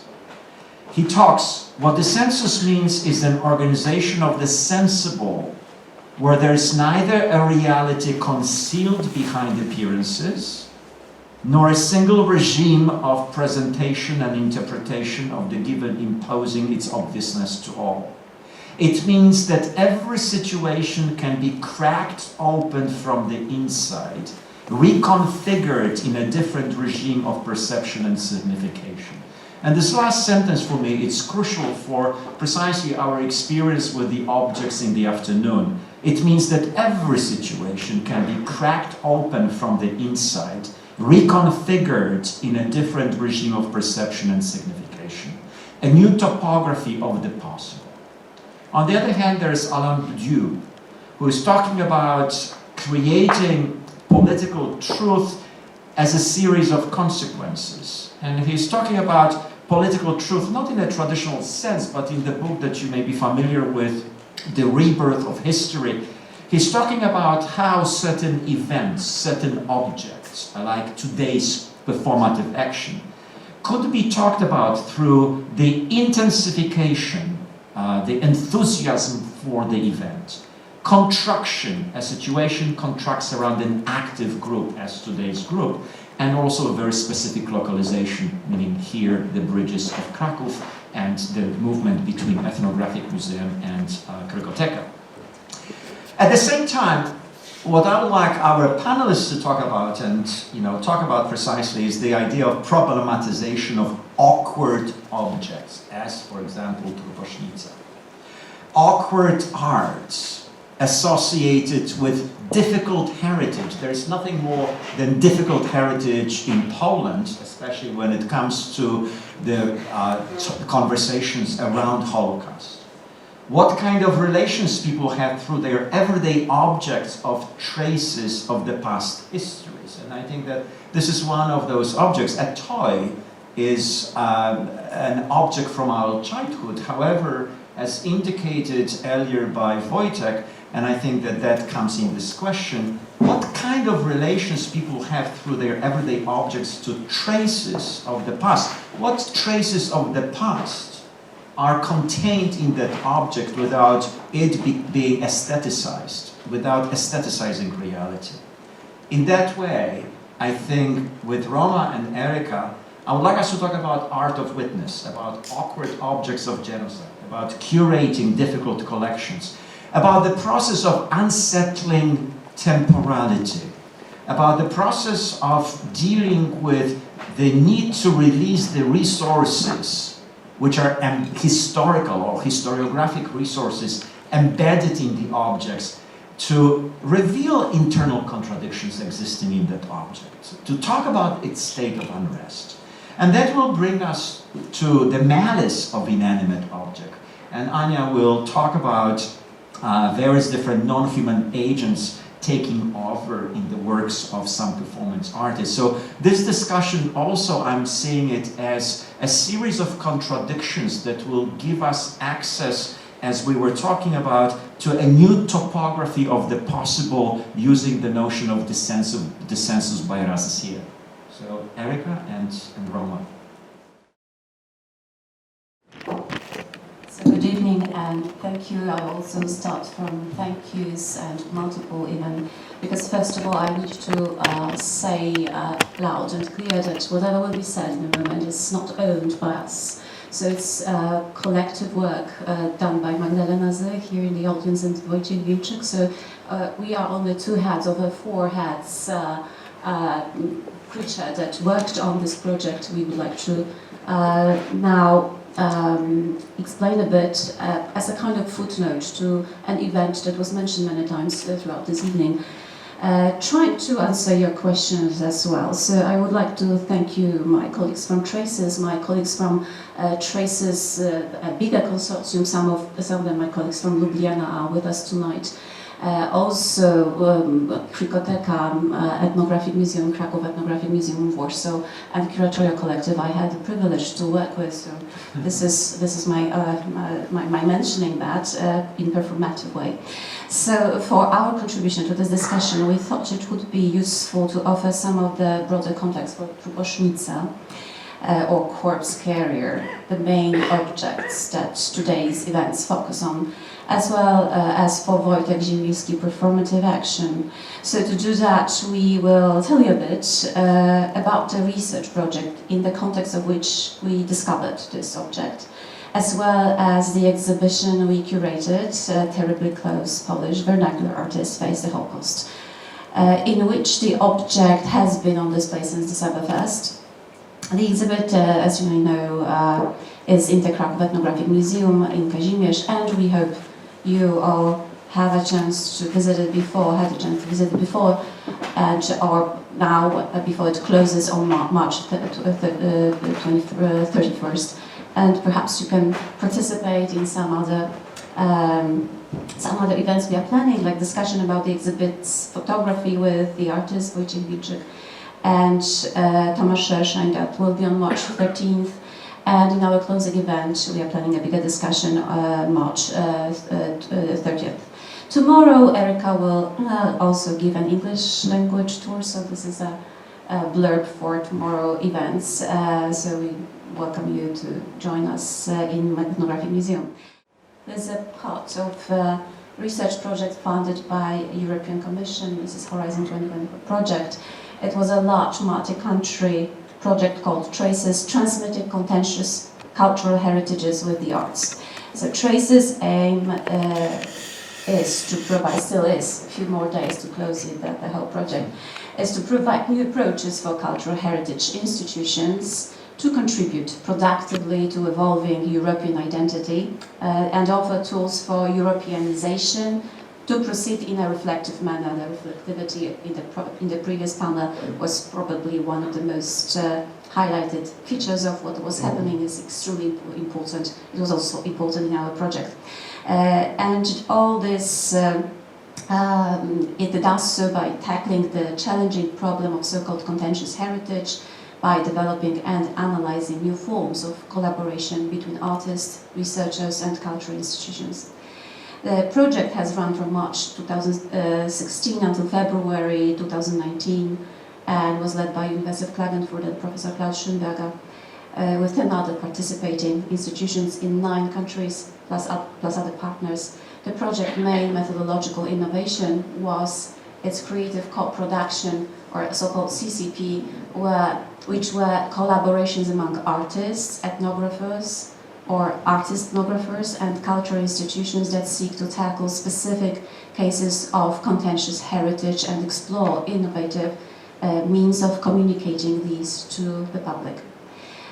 Our group, housed in the Research Center for Memory Cultures here at the Jagiellonian University in Kraków, was titled Awkward Objects of Genocide, Vernacular Arts of the Holocaust and Ethnographic Museums. We focused on museum and private collections of vernacular Holocaust art made in Poland, and we tried to understand non-elite visual practices undertaken to memorialize the Holocaust.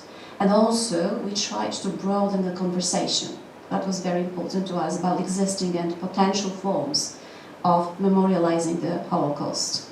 The project theme consisted of Erika Lehrer, a cultural anthropologist. She's originally from Concordia University in Montreal, and two colleagues I already mentioned, so Magdalena Zych, ethnographer and curator from Ethnographic Museum, and one of those innovative new curators that tried to show ethnographic content in a new way. We were very happy to work with her.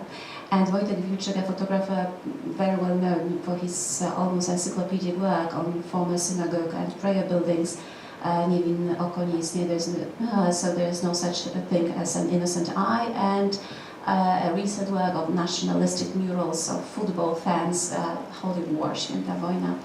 I worked in this team as a memory studies scholar, and Wojtek worked with us as an artist, developing his new and specific approach to investigating artworks with the tools that art actually provides, and contributing a series of color photographs called blow-ups to the exhibition, which is kind of a form, they form a dialogue with folk art pieces. So turning to more conceptual issues, we wanted to highlight anthropologist Sharon MacDonald's definition of contentious heritage, which guided our project, our Traces project. Similar to her notion of difficult heritage, contentious heritage refers to heritage over which there is concern that its public showing may generate anxiety, disagreement, and or dispute. Opening these particular vaults of the memory bank, it is thought by some, may risk stirring up something unwelcome, something ominous, something difficult, something risky, pasts that might potentially cause dispute and conflict in Europe today. And now I would like to ask Erika to guide us through the exhibition and show our curating procedure, projects and ideas. So I won't repeat all the welcomes, all the thank yous. I will just say that I echo all of Roma's thank yous, and probably more also to Roma, actually, for inviting me to participate in this incredible project. So in our project, we wanted to treat the rich stores of post-war folk art as a unique record of life in the Polish provinces during the German occupation.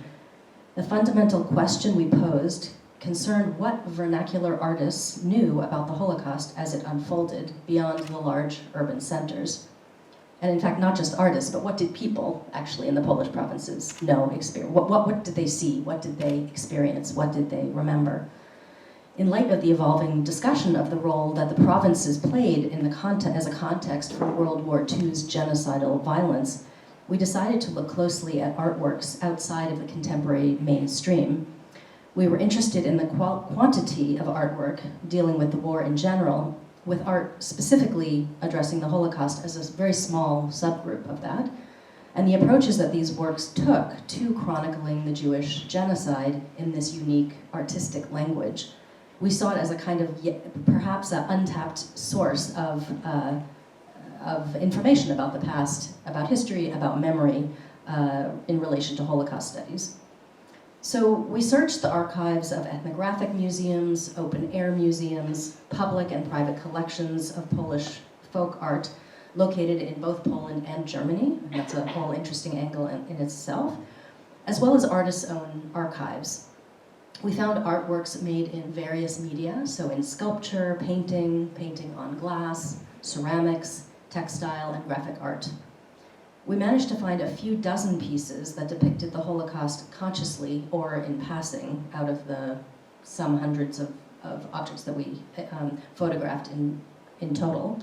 And we were in some ways we were surprised to find that many, considering the scale of the genocide and the copious amount of folk art, or the scale of the war and the copious amount of folk art in circulation after the war, and also that referred to the war. But given that, the ones that relate specifically to the Holocaust are actually an incredibly small number. So the objects that we found are unsettling and they are uncertain. Sometimes they are deeply moving, or to some people they are deeply moving, yet the obscenity to some people of certain works may also block emotion. That's what some people have told us as well. Their aesthetic differs fundamentally from the moderate, minimalistic character espoused in elite art circles regarding the Holocaust. And thus often, this kind of art that we collected, we assembled for the exhibition, often evokes a kind of embarrassment. It sort of seems overdone. The positive, almost joyful idiom, the color and simplicity, the playfulness, you can see it well in the Trubożnica in particular, and typically the small scale of these objects depicting the murder of human beings make them seem inappropriate, out of place, maybe even offensive. The main protagonists in these scenes of violence, perpetrators, victims, and witnesses, are portrayed in unfamiliar and sometimes startling ways. So, for example, it's especially difficult to accept in something that we might call witness art really stereotyped or caricatured depictions of the Jewish victims. Catholic symbolism can also be troubling when it's used as the sort of basic semiotic framework for visualizing Jewish suffering. And it's also puzzling to see historical events framed in the kind of mythic terms of folk cosmology's battle between good and evil. Equally evident are the echoes of communist ideology that color these recollections of the Holocaust. You can see that very explicitly in many of the pieces. While these complications obscure the documentary nature of the artworks, we decided to treat them as particular acts of remembering, opening a new angle in the discussion about forms of memory in Eastern Europe. And turning back to Roma, but I just want to say tangentially, on the theme of difficulty, I think I and we can all say a lot more about the sort of proliferating difficulties that such objects carry with them, which sort of unfolded and affected our own work in many ways, so in the discussion afterwards. So to start talking about the exhibition proper, I would say that we organized the exhibition so that visitors could encounter first the objects as potential arts of witness. That was our first thought.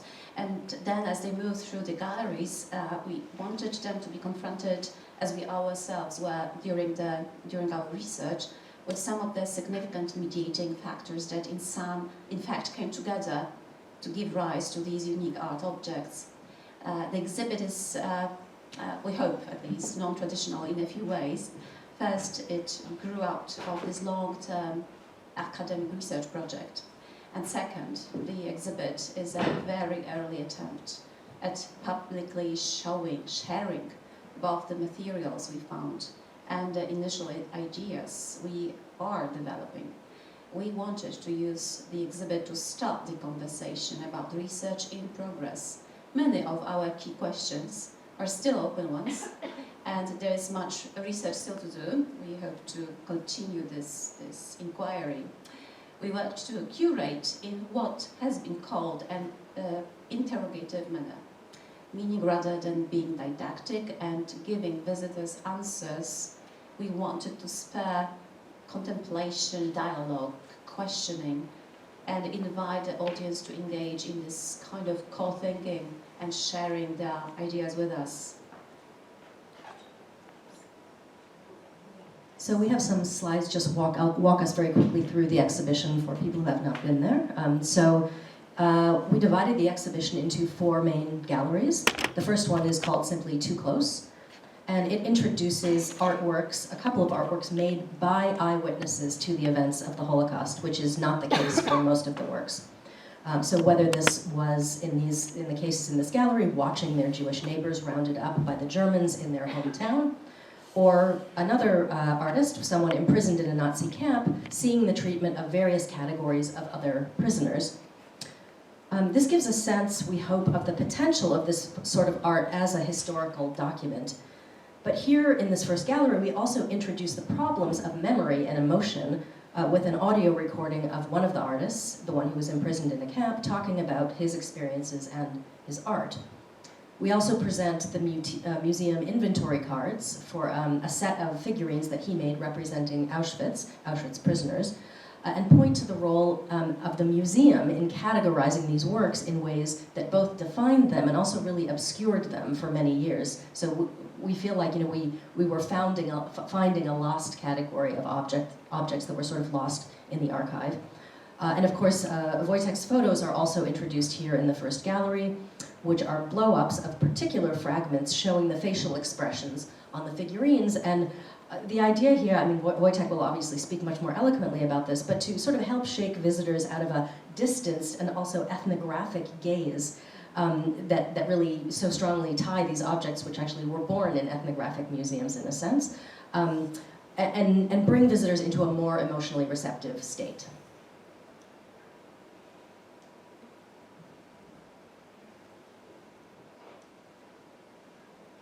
Okay, so the second gallery is titled Histories, and it is structured around two parallel trajectories along two long walls. One side begins with a folk ballad, which Magdalena Zich found for us in an interesting way she could talk about after. So this establishes that artistic practices in the discursive realm regarding what happened to Polish people's Jewish neighbors, including even situations when these Jews were killed by other Poles, quite specifically, these do exist. The rest of that trajectory on that wall is a kind of historical timeline made up of photographs of works that are not physically on display in our exhibition, other ones that we found, that indicate that each major phase of the Holocaust, from persecution, ghettoization, hiding, mass shootings, imprisonment in camps, gassing and cremation, and even return of Jews in the aftermath, were depicted in Polish vernacular visual arts. Though in these media we have yet to define any depictions of Polish participation in persecution of Jews. The other trajectory shows three works that from the beginning, middle, and end of the historical period during which Holocaust memory has developed. So first, a 1948 naive painting, a rather straightforward childlike scene of village massacres of Jews by German soldiers. Then a 1962 series of bas-reliefs, which essentially copies iconic images from a very important 1958 photo documentary album, which was about Polish martyrology, and it was circulated widely in the 1960s. So a kind of legitimizing form of imagery of the Holocaust. And then the third object is a 2017 sculpture, so this is the newest object we found, and it actually depicts the events of Jedwabne. This moment in 1941, probably everybody knows, but Poles rounding up their Jewish neighbors into a barn and burning them. And this was made by a Polish carver, but on commission for a German collector. And this is a thread that wends through all of the works, through the exhibition. And this piece also mythologizes the Jewish suffering in a way that obscures the perpetrators. So in a sense, the devil here is in place of the perpetrators. Here we wanted to show a sort of arc on this wall of a shifting of frames about memory that have influenced the visual language that artists drew on, as well as their comfort with historical facts or discomfort, and what was possible to depict or express at a given historical or political moment. In Gallery 3, which we call Workshop, there are 6 tables, on each of which is a single sculpture surrounded with archival documents and news clippings that we found during our research. And this gives visitors a sense of simply the sheer volume and types of historical material that we have identified to help us understand the range of cultural, media, and personal influences on the forms and biographies of the works. And here we wanted to present our research in progress, really in this showing, like that people really would understand this as a work in progress, and invite people to think with us in a very open-ended way. And then in the fourth and final gallery, we finally decided here we're going to let go of our analysis and kind of encourage people to encounter these works simply as art for their emotional impact. And we placed here the very few objects of the few that we found that we kind of collectively felt had an uncanny power, particularly those works that seemed maybe to be truly empathic, or at least attempts to be, where the artist seems to have tried to imagine the inner life of a particular Jewish person experiencing the Holocaust and how he or she might have felt, might have suffered, might have faced their own or their loved one's murder. So to conclude, perhaps one brief remark on how we understood or how we worked with the materiality of these objects. So the questions of materiality that these works arise open another fascinating domain that we were just beginning to work through. The formal components used to create some of these works, like wood from execution sites, but also paint made from ash, or additional materials, like in the case of Jewish figurines that Erika researched in her earlier project, scraps of Yiddish newspapers or scavenged Torah scrolls, make this art at times not only representational, but indexical. The material both points to and also physically links to the missing bodies it evokes. So our thinking, our current thinking, or our hopes, theoretical hopes, are that new materialism or neo-materialism, or more generally the post-human turn, offer today those new advanced methodologies that help to understand the complexities of human object assemblages, like described in the Les Guattari and the Landa texts. And also it offers to understand better the relations that objects and human come into, starting from the thought of Bruno Latour, in more democratic ways. So opened us to the object's faculty and material witnessing with Susan Shukley ideas of material witness. We worked last year, or 2 years ago, forensic architecture group works with physicality of buildings. And of course it evokes those new methodologies, evokes agency of things in social conflicts. So our thinking is that difficult heritage is thus difficult not only because we do not know how to relate to it symbolically, I mean how to talk about it.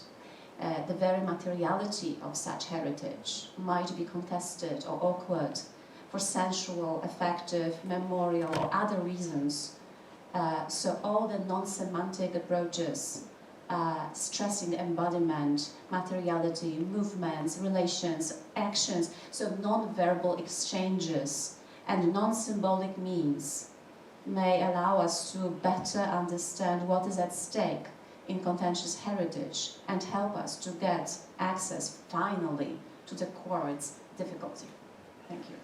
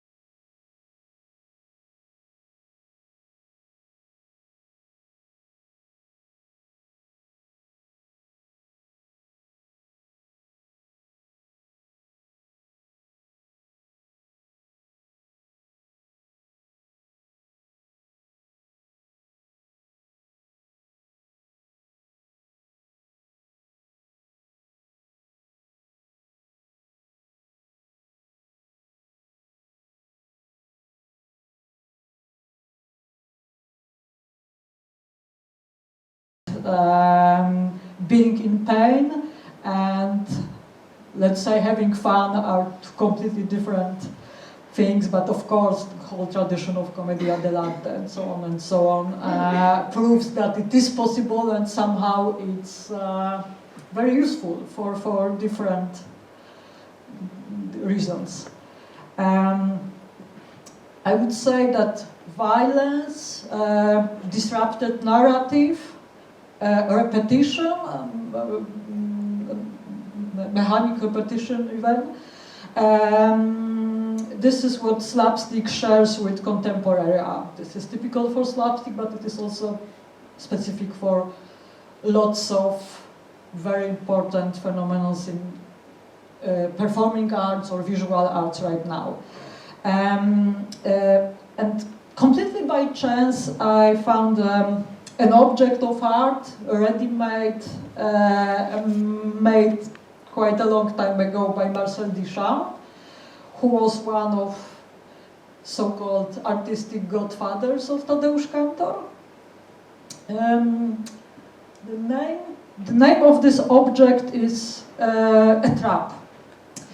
And it's basically a very simple, very functional, very useful household item, a coat rack, that is rendered useless.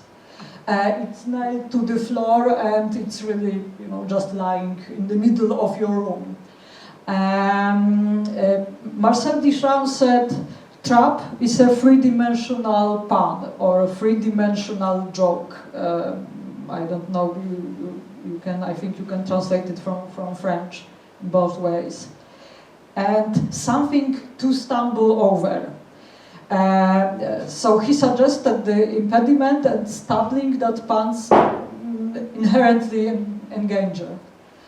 This coat rack that is displaced from its original function and nailed to the floor physically and mentally trips us up like puns do.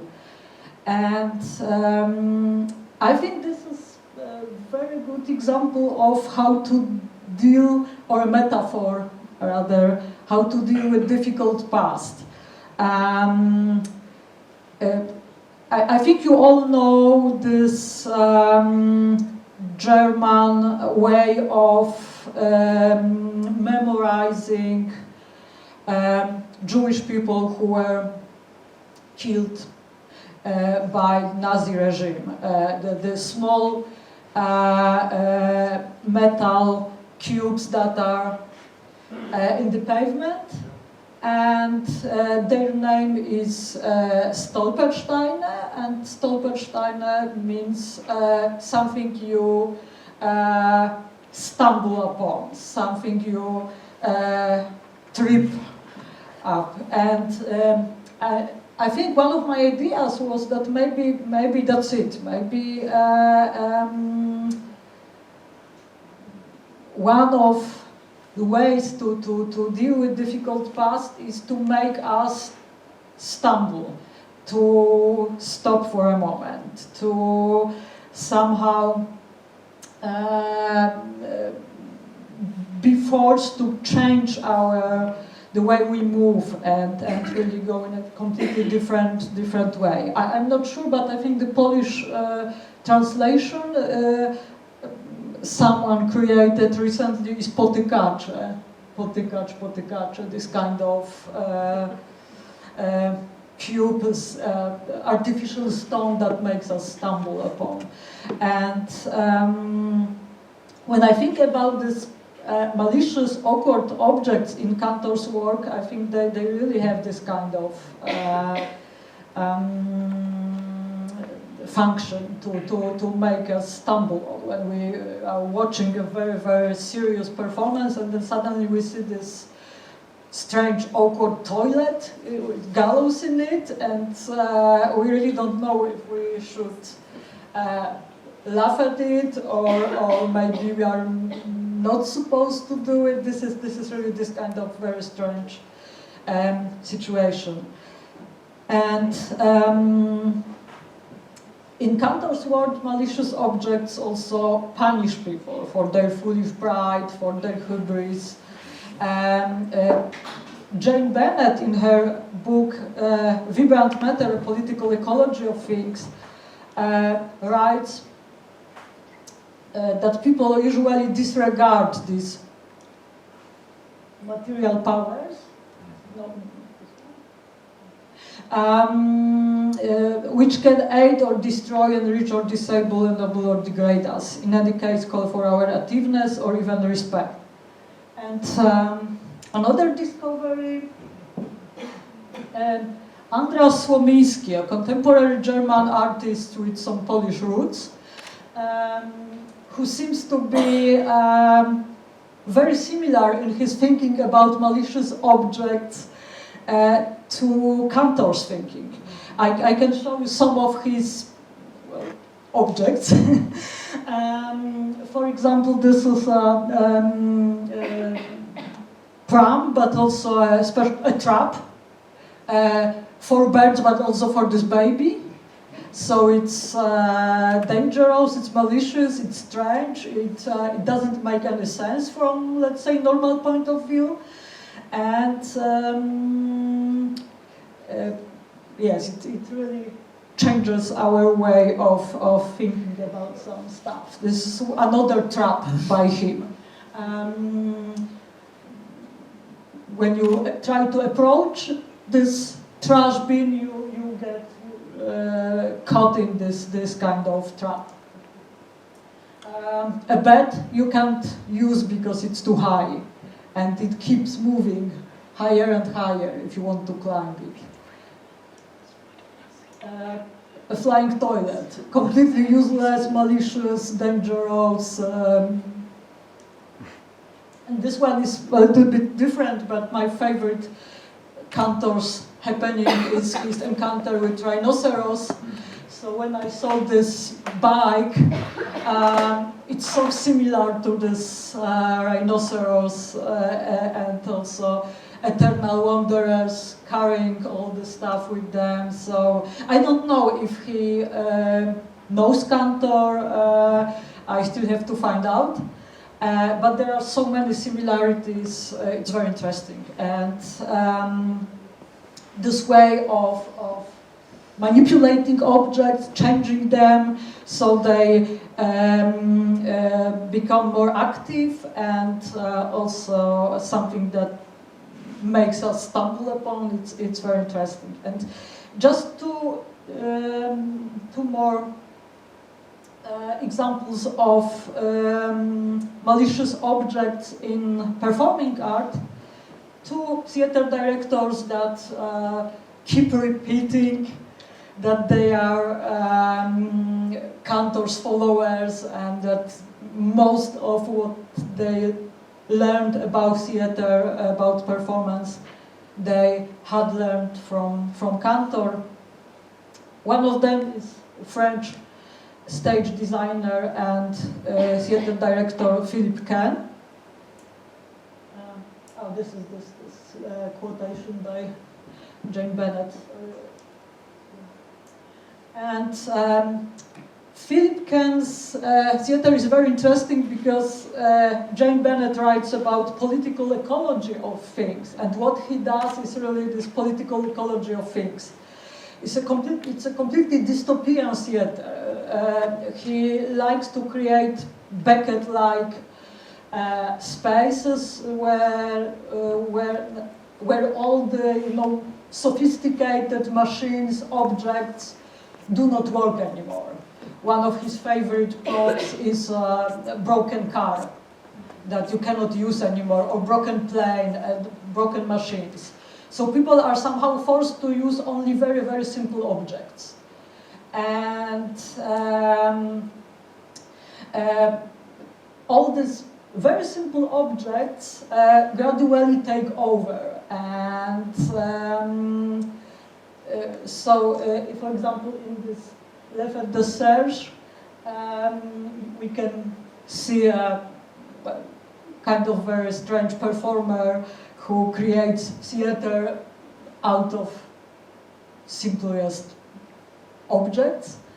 And of course, it's a kind of constant fight between him and all of these boxes, wires, very simple electric devices that have a completely different idea of theater than this poor guy. And lots of typical slapstick, jokes that, he got, entangled in wire and cannot free them himself, and so on and so on. And another performance, Big Bang. So you can see this car that is destroyed, and some people from outer space who tried to start a completely different civilization, not using the very sophisticated machines, but only very, very simple props. But it also ends in a completely unexpected way, and even if it's very, very, very funny, and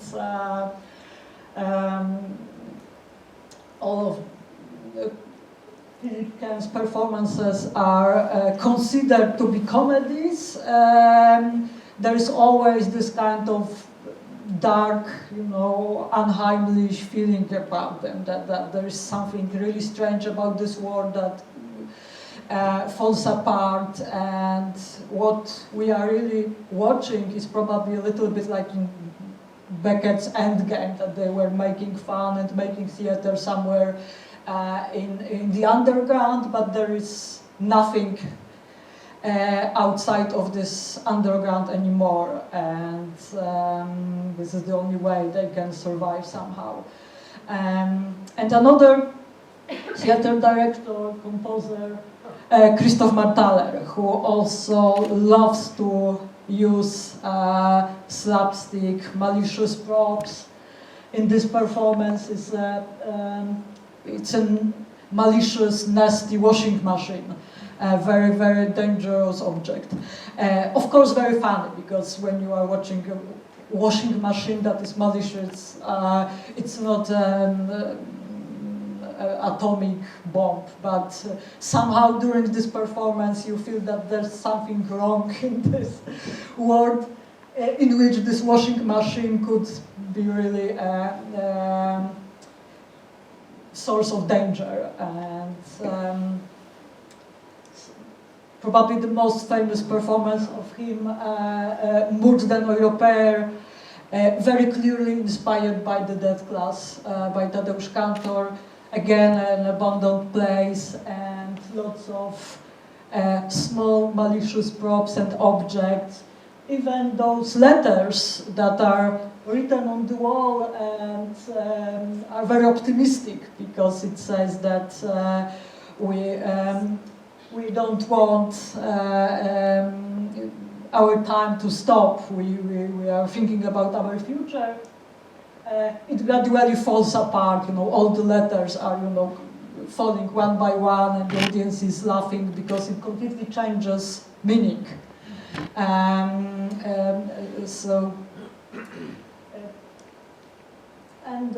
the last example by Christoph Marthaler, this one is, I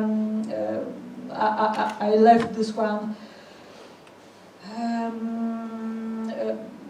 as the last one because I think that we could come back to our today's topic. Protection from the Future, a very, very specific performance that took place in the old mental hospital in Vienna. A hospital that has a very specific history because it was used during the Nazi regime as a place to conduct experiments, pseudo-medical experiments on handicapped children, mostly, but not only, of course also on Jewish children, children of people who were, not Nazi enough, and so on and so on. And when you enter it, it's really terrifying because you can still find some old toys, clothes, but also lots of glass jars, with, for example, preserved brains of those children. Because the director of this hospital had the crazy idea that you can judge someone's intelligence on shape, judging on shape and size of his brain. And Christoph Martaler did a performance there, and as you can imagine, it's really hard to make a traditional performance in such a place because it's so strong that every kind of narrative would sound out of place somehow. So instead he let the objects talk, and first part of this performance is like guided tour. The audience is walking around this building, and for example, we are supposed to actually listen to those objects, because they are like small loudspeakers are there, and you can just listen to them, and there are some memories of Holocaust survivors that were recorded for this project, and so on and so on. And then you, at the end of it, you enter a huge room in the middle of this hospital.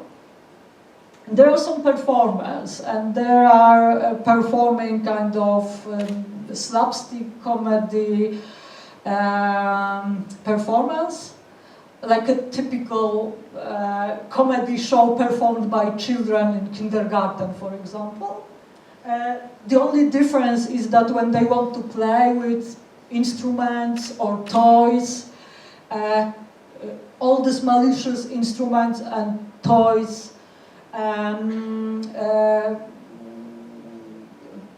somehow start to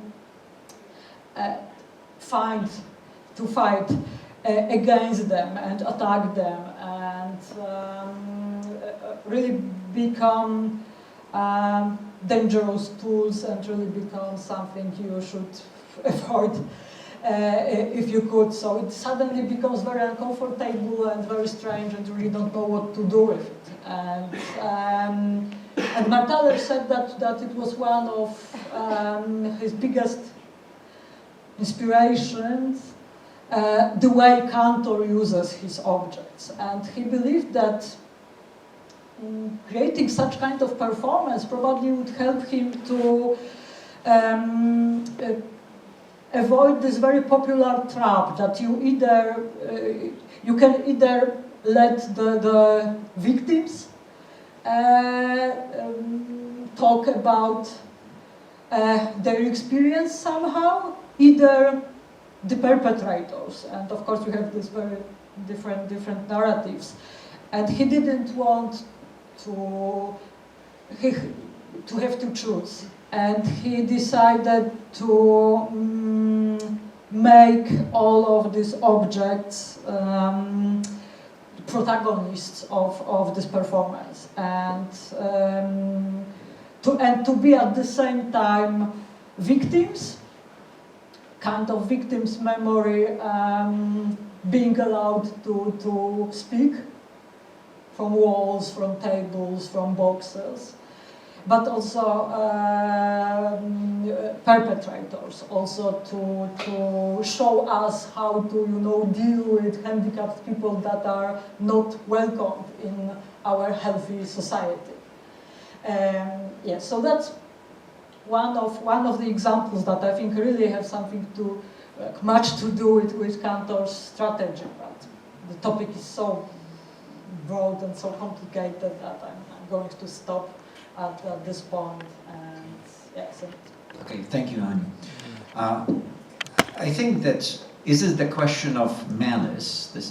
Or is it the question, especially with the examples that you've quoted, and we can pick it up in a conversation, of what is referred to as this idea of Umfunktionierung of the form.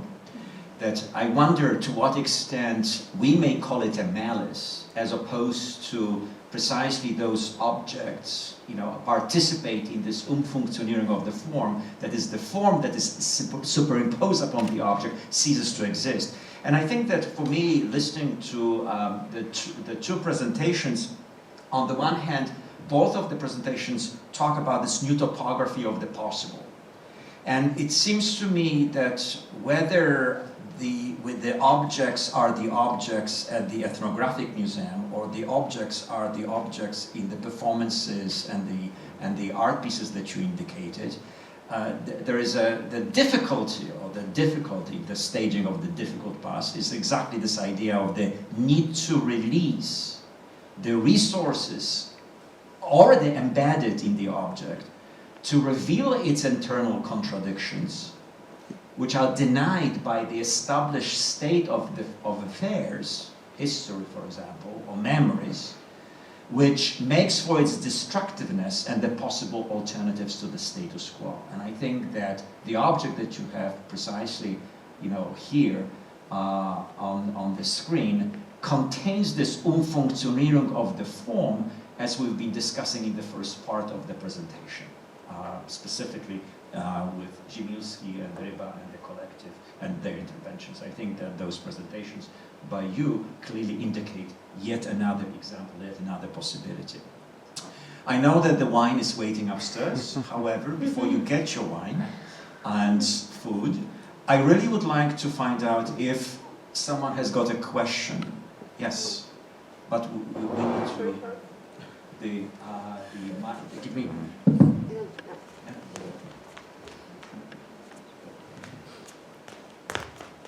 No, I was wondering, listening to you, Roma and Erika, how have you felt after witnessing the performance today and the intervention? And I was thinking that these very moments early in the afternoon where the Cricoteka was being put inside his coffin, and it was a very process of exchanging fields, the object was liberated somehow into the street, into the theatrical world, into fiction, if you want. And all these Nazi replicas were running and crossing the bridge again. And I was wondering, after so many years for you of work, of collecting all these objects, and that are charged so much with so many different emotions, that are so awkward and so embarrassed. And I was thinking if any of these feelings that you had while you were researching and really creating and curating the exhibition, what happened and how has all this changed now that you are looking back to the exhibition after the performance? Has anything changed for you after seeing the corpse carrier going back to the streets and entering into Cantor's work? And I'm thinking of this object in particular, but in general, in relation to this exhibition, has the performative action liberated any of these kind of new layers into those contradictory emotions that are already displayed inside a museum? What happened today with you and with your work that you have been doing for more than 3 years, putting this exhibition together? Okay. Roma, Erika? Does that work? Yes. Okay. I mean, in some ways, the question just gives me an opportunity, something that I wanted to say anyway, which sort of was being pieced together from some comments from Michał and just other things afoot. But I mean, well, first of all, what's been a little bit sad or difficult for me is that, we spent these 3 years, and then we opened the exhibit, and then like 2 weeks later I left and went home. And so I have not been able to, in some ways, see the unfolding effects and, these questions of, well, what did we even hope would happen, and is it happening, etc. But so it was so wonderful. I just got here like a day and a half ago, and in this jet-lagged state. But to be part of this incredible action, it feels like it actually did something that we were hoping that the exhibition itself did, and maybe does, which relates to kind of my very gut level relationship with one idea of Rancière's, which is the idea of the redistribution of the sensible, which I understand in this very sort of, kind of flat-footed way, but But it, like in some sense, what I said this very early on to Wojtek when we were talking, back in, I don't know, in the fall about developing this, that I think there's this unacknowledged need to grieve, and that an action like this, an object like that, a space that's created, it gives people an opportunity to do that. And so, Wojtek was a little anxious because he thought, as I think many art actions in Poland have done around the Holocaust, be very accusatory, right, of Poles. But this actually, in some ways, did this lovely gesture of this invitation to redistribute some pain. It's in some ways, it's an internal redistribution, like it's already in here in Polish people, and it gets moved to maybe a different place within the person, but also among people. And then also, coming with my very specific, personal backstory as a Jewish person who has roots in Poland, but, kind of was one of these coming back people, in the context also all these very, like the March of the Living and those kinds of things. I didn't do it, but sort of knowing that context. I think this idea of an opportunity to democratize historical pain, which is sort of how I understand that idea of Rancière, is like, so for some people, you grow up with this particular pain, it's an everyday thing, and it feels invisible precisely around the places and objects for which it's most resonant for us. And so this kind of action, it's like an opportunity to share that burden, even just a little bit, and in a way create these new communities, these new solidarities, of memory and of affect. So, I don't know, I don't even know if that answers your question, but that's sort of what I wanted to say. So my comment would be on movement and how during our curatorial work, I thought that actually we knew so much about these objects and about how they travel through time and space to different institutions, from institution to sub-institution, changed their locations, and once we are getting them for the exhibition in Kraków, we stabilize them somehow within some set of meanings and within some location. And I was always feeling sorry that it's so difficult in museums to put those motions again, to make them visible. So I think that what Wojtek did and what Curatorial Collective did on the exhibition here gave us this little taste of how those handmade objects actually are all the time on the move in this new necrological way. So the matter is always changing, and matter is never stable. It's always somehow different every minute. So this material world is not dead. I absolutely agree with that. And another thing that may become clear tonight, and actually I like very much this thinking. Of course, we know that when we think from the side of an object, so we try to abandon our human privileged position, and we try to be more humble and approach the object from a different perspective, from its own perspective, as much as we can reach to this point. We know about these assemblages that the Landa described as being human and non-human relations that have their own logic. It's not human logic. It's their own logic, its own objectiveness, its our way of behaving. And it's very difficult to abandon human understanding and human approach to understand this logic. And actually what I think Truposznica, why it became so important to me, and it became clear tonight to me even like more, in a more distinctive way, that this object is so potent, so powerful, that it does not allow us to impose this, our meanings. It is somehow defending itself. So it is perhaps this object that we can train, this abandoning human perspective or centralized human perspective, because it's autonomous in a way. It's stronger than the objects we usually encounter. So in a way, I realized that actually this new logic of human and non-human encounter with objects could be revealed when we meet objects too difficult to conceptualize, too difficult to approach, somehow awkward in relation, for our relation. So to me this event tonight was a great treat in this way of new thinking about objects, and I hope we continue with that, because we have, Curatorial Collective is planning or another take with this object and with this action for Kraków Art Week in April, and we hope to manage once again to approach this subject and this problem again. If I could bring part one and part two together, I think that just listening to you Roma and Erika, and thinking about what happened with the Curatorial Collective and with Ludka and with Ziemilski, with Wojtek, there is a materiality of the encounter. And I think that precisely this is one of the elements which is crucial, that materiality is not metaphoric. It's not even metonymic, as we were talking about it. But there is a very particular materiality of the encounter that needs to be respected, that we have forgotten about for such a long time, trying to turn that object into a narrative statement.